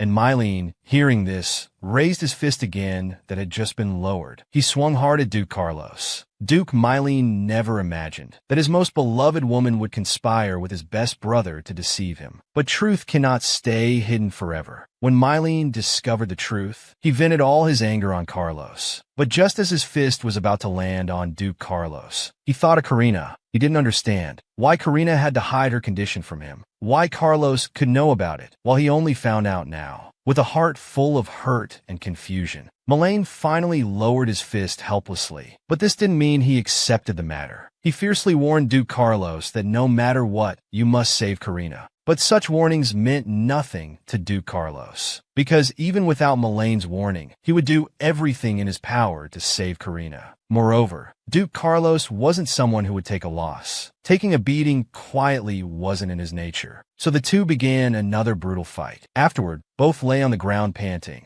Mylene took the chance to voice his doubts, asking why Karina had requested him to hide her condition. But Duke Carlos didn't want to get too involved in this matter. He only left saying, perhaps she doesn't want to be abandoned again before death. After Duke Carlos left, Mylene immediately found the butler, asked him to collect everything related to art disease records and materials. He now needed to understand more deeply about the art disease, because only this way could he help Karina. He now understood why Karina, though liking him, would always push him away at crucial moments. Because in this world, nothing is more cruel than letting someone fall in love with a person who has little time left. But now what Mylene feared most was a world without Karina. Karina had been feeling strange lately. She felt Duke Mylene and Duke Carlos were behaving unusually. Because Karina keenly noticed that Duke Mylene was communicating with her less and less. Whenever she talked with Duke Mylene, he seemed distracted. His face would show a strange expression, and Duke Carlos was rarely seen. Karina remembered their last meeting was last time. During that meeting, Carlos's face had a mark. According to him, this was their unique way of communication. Although Karina found it strange, regarding matters between the brothers, she couldn't interfere too much. So Karina focused all her attention on the upcoming monster subjugation mission, because this might be her last chance to help Mylene. Sometimes she wondered when she had started, getting used to life with Mylene. Would she feel reluctant when they eventually parted? At this moment, Dr. Winston spoke up, interrupting her thoughts. Karina, it's time for your medical checkup. Let's go back to your room now. After the examination, Dr. Winston, as usual, asked about Karina's recent physical condition. But when Karina said she was feeling fine, Dr. Winston sighed. Karina, don't try to deceive me. It's not good for treating your condition. Seeing this, Karina could only admit helplessly that her physical condition wasn't good at all. Recently, not only had the frequency of attacks increased, but during each episode, she would have suicidal thoughts. But she couldn't tell anyone because lately she often felt he let down everyone who had a relationship with him. He felt like he had committed a great sin against Mylian. He felt like he was about to die. As the pain during his attacks grew more intense, this feeling that life was coming to an end also became stronger. Some unfortunate news. Karina's condition had worsened again. Not only did the frequency of her attacks increase, but the pain that accompanied them also became more intense. Karina, who had been tormented by illness for a long time, inevitably developed thoughts of ending her life. So, Karina now often felt she had let everyone down, let down all those who cared about her. Everyone was working hard for her health, yet she was the first one to give up,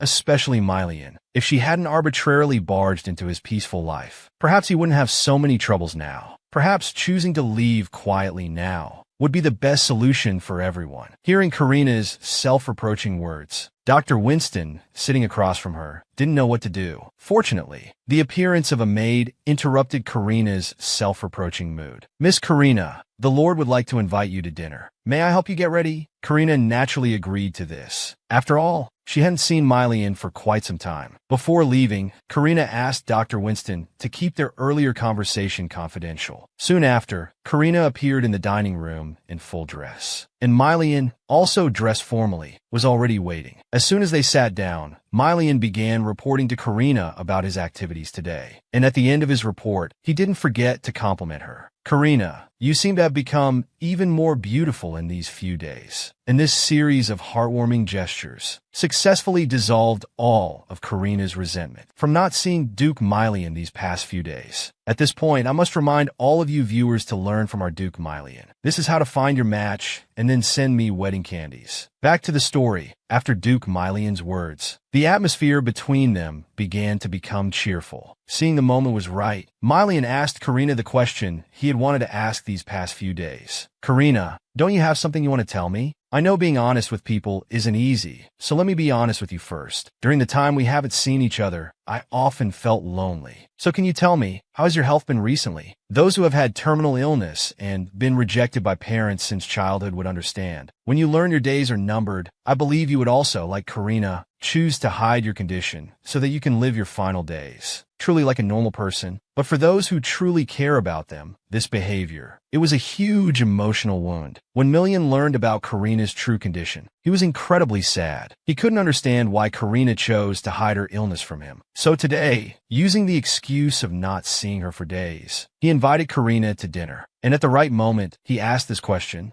"Karina, how are you feeling? If you feel unwell at all, please don't hesitate. You must tell me right away." Hearing this, Karina did find it strange. What was wrong with Mylian? Tonight, he kept intentionally and unintentionally asking about her health. Could he have discovered something? So she tentatively asked, "Mylian, did something happen recently? I feel like you're not very happy." "Yes, something very sad did happen recently." "Karina, do you know? A while ago, I found a very precious flower. And from the moment I saw that flower, I wanted to have it, so I began to carefully praise it. But now I suddenly heard that flower is gradually withering. So I went to check with a suspicious attitude, only to find out I was the last person to know this news. What should I do? It was truly a very precious flower. It was the first flower that made my heart flutter in my life. But now it's about to wither away." Hearing this, Karina understood everything, but she still chose to pretend not to understand. She slowly stood up and walked towards Milan. "This flower isn't the only one. There are flowers elsewhere. You can find another flower you like and take good care of it. No, you don't know how important that flower is to me. There's only one such flower in this world. Nothing can replace it. If that's the case, is there any way to save it? Right, the potion. Maybe the potion I made could work. Then why don't you drink that potion? If it's such a miracle medicine, couldn't it cure your illness?" But Karina regretfully expressed that the potion she made had no effect on her. Mylian felt somewhat lost hearing this. Indeed, Karina's illness couldn't be cured so easily. Now, could they only place their hopes in Halen? "Oh right, Karina, I have a gift I've prepared for a long time. This is a necklace made from Halen. I specifically had it compressed during production, made it as delicate and light as possible for convenience, so it took some time." After receiving it, Karina held it tightly to her chest like a treasure. This was Mylian's gift to her, something that no treasure in the world could replace.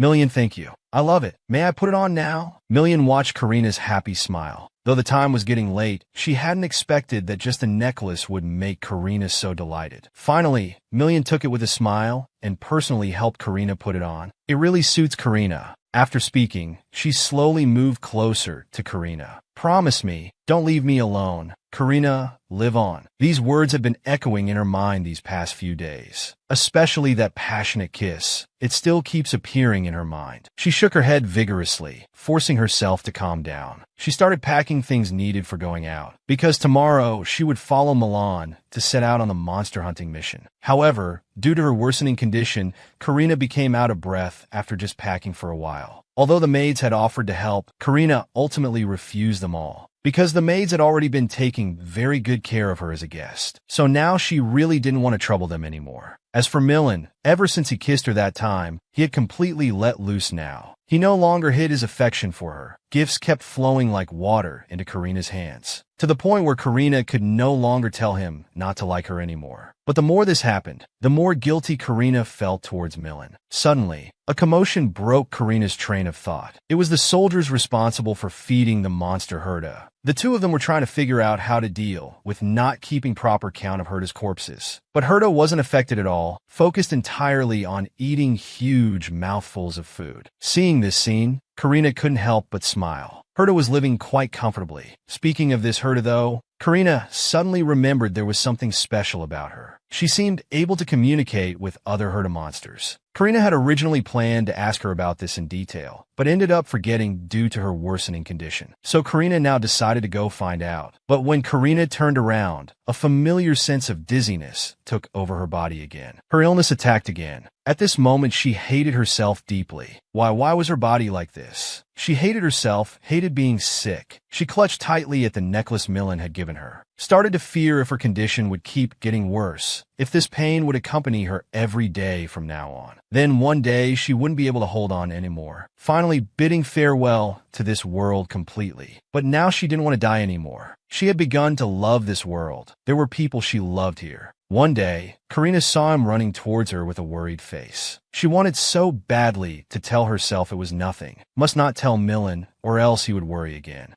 When the woman opened her eyes, she saw a double-door refrigerator lying in front of her. Good morning. Karina looked at Milan, who was right in front of her, feeling a bit dazed. Hadn't she fainted? Right before she fainted, she had seen a maid running towards her with an anxious face. But why was Milan appearing on her bed? This guy was getting bolder and bolder. However, when Karina remembered that just before waking up, she had been in Milan's arms, nuzzling back and forth like a little kitten, embarrassment took over, making her forget to scold Milan for his improper behavior. Seeing this, Milan thoughtfully poured her a glass of water. Milan said she had sweated a lot in the early morning. She must be thirsty now. Drink this water first to feel better. After drinking the water, Karina said, somewhat guiltily, I fainted again yesterday, though it might not be good for me to say this. But it's okay. Before Karina could finish speaking, she was interrupted by Million. It's fine. Karina, you just want to say that no matter what, you'll come with me to the forest. Seeing her intentions exposed so quickly, Karina didn't know what to say. And Million, seeing her so flustered, couldn't help but feel delighted. Karina, you really can't hide anything. Everything you want to say is written all over your face. But don't worry, I promised you I would take you to the forest. So I'll lead the advance party ahead, first to make sure our camp tonight is safe. As he spoke, Million leaned in mischievously. After confirming it's safe, I'll come back to get you.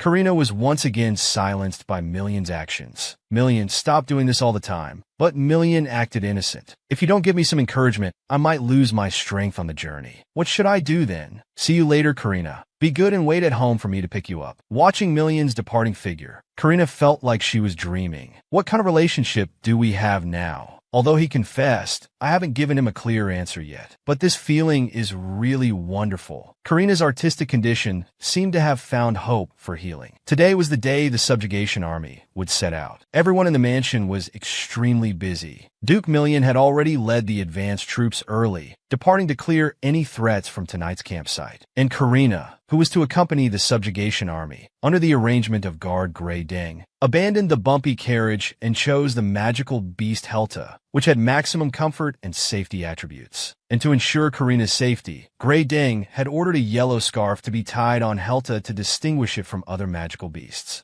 Before departure, Grey Ding kept instructing Helta not to move too fast and not to join battles while carrying the young lady. But the magical beast Helta, upon hearing this, just stared at him directly, then chose to completely ignore him. And Karina, sitting on Helta's shoulder, asked the question she had been wanting to ask. "Helta, aren't you from my painting? I'm curious. How can you stay alive without consuming my life force?" Helta thought for a moment after hearing this, then spoke haltingly with the answer. "Because I ate a core that can substitute for the master's life." Hearing this, Karina could hardly believe it. The core Helta mentioned should be referring to Heron. But why could Heron substitute for her life? With this question in mind, Karina embarked on the journey to subjugate magical beasts. Meanwhile, Duke Million had already eliminated all the magical beasts around tonight's campsite. He also ordered people to clean up all the bloodstains from the recent battles with monsters. Although Karina wouldn't mind the bloodstains, he wanted to give Karina the best experience. The only regret was, among the magical beasts they had just hunted, they hadn't found any trace of Heron. This made Million slightly irritated, because he knew Karina didn't have much time left. Her body was now like a cracked hourglass, with life force rapidly draining away. Therefore, he had to hurry, before Karina's body was about to collapse. Collect as much Halen as possible for her. But now he had to return by the original route, to meet up with the girl who made his heart ache. I haven't updated for just a few days. Karina is already pregnant, and living happily with Mylian. Impossible. Absolutely impossible. Actually, just when Mylian finished clearing the monsters around the forest and turned back to meet Karina, Karina had already left with the subjugation army. After the team entered the forest, Herta, the magical beast under Karina, suddenly became restless. Karina keenly noticed this. She understood. This was because Herta's nature had been suppressed for too long. Because at the Duke's mansion, Herta wasn't allowed to move freely, only within designated areas. This was to avoid property damage and unnecessary casualties. Now that Herta was back in the forest, it was like a fish returning to the sea, a little boy returning to Hiroshima. The former wanted to swim freely, the latter wanted to destroy at will. But Karina looked at the long line of troops and the heavily loaded carriages. She sighed helplessly. There was no way to speed up the convoy's pace. With no choice, Karina could only ask permission from Grey Din, who was leading the troops, saying she felt tired in the convoy and wanted to go ahead to check the situation ahead. Grey Din, considering that Duke Mylian had already cleared the route of threats. Plus, Karina had the protection of the powerful magical beast Herta, so he agreed to Karina's request. When Herta received Karina's permission to run, it immediately shot forward like an arrow released from a bow. And Karina, sitting on Herta's shoulder, watching the scenery rapidly passing by,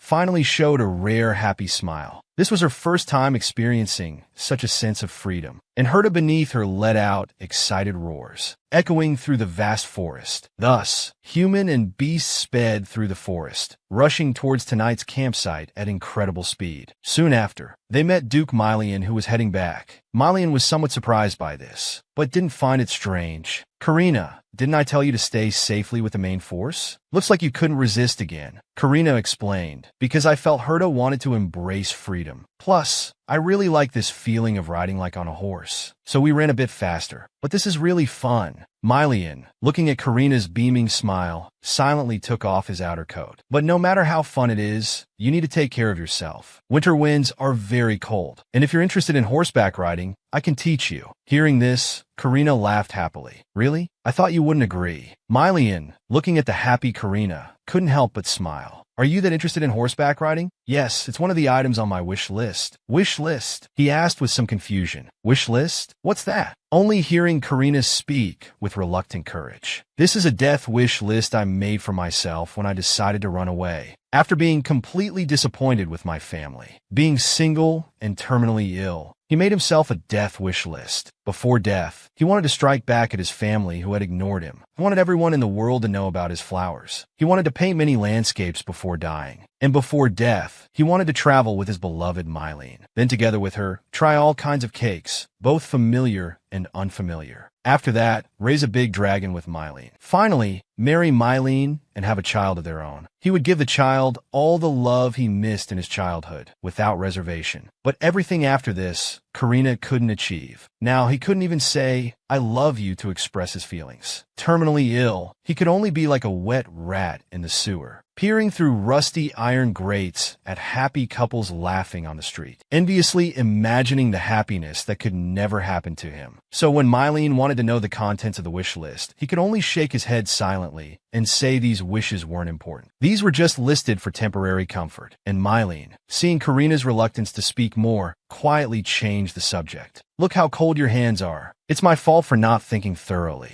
I should have given you gloves before leaving." Karina, feeling the warmth on his palm, couldn't help but pull away slightly. "I don't feel my hands are cold, but yours certainly are. But anyway, Mylene, this is my first time in this forest. I feel the air is full of pleasant scents." Hearing this, Mylene showed an affectionate smile and spoke, "Karina, your art supplies are still with the convoy we left behind. So if you want to draw, you'll have to be patient for now." Karina was surprised. "How did you know I wanted to draw? Was I that obvious?" This time, Mylene just gently touched Karina's cheek. "Didn't I tell you? Your thoughts are always easily written on your face." Hearing this, Karina felt inexplicably sad. Why was this man before him so sensitive? But the more it was like this, the more Karina had to push him away. "Mylene, I can tell you one of the wishes from my wish list. That is, I hope I can see you happy." Mylene was confused. "What do you mean by being happy?" "By happy, I mean I want to see you get married and have children dash." "Wait, you mean me with who?" "In this wish, isn't it you who's supposed to marry and have children with me?" Hearing this, Karina sadly turned his head away, not knowing how to answer. And Mylene firmly expressed his thoughts to Karina. "Karina, I know you're running away because I can see it. You always pretend not to know my feelings for you. So I want to tell you clearly now, from the moment I fell in love with you, I already made up my mind. In this life, I will never love anyone else but you, let alone marry anyone else. The person I love is you, Karina, not anyone else, Karina. I love you. Karina, I love you.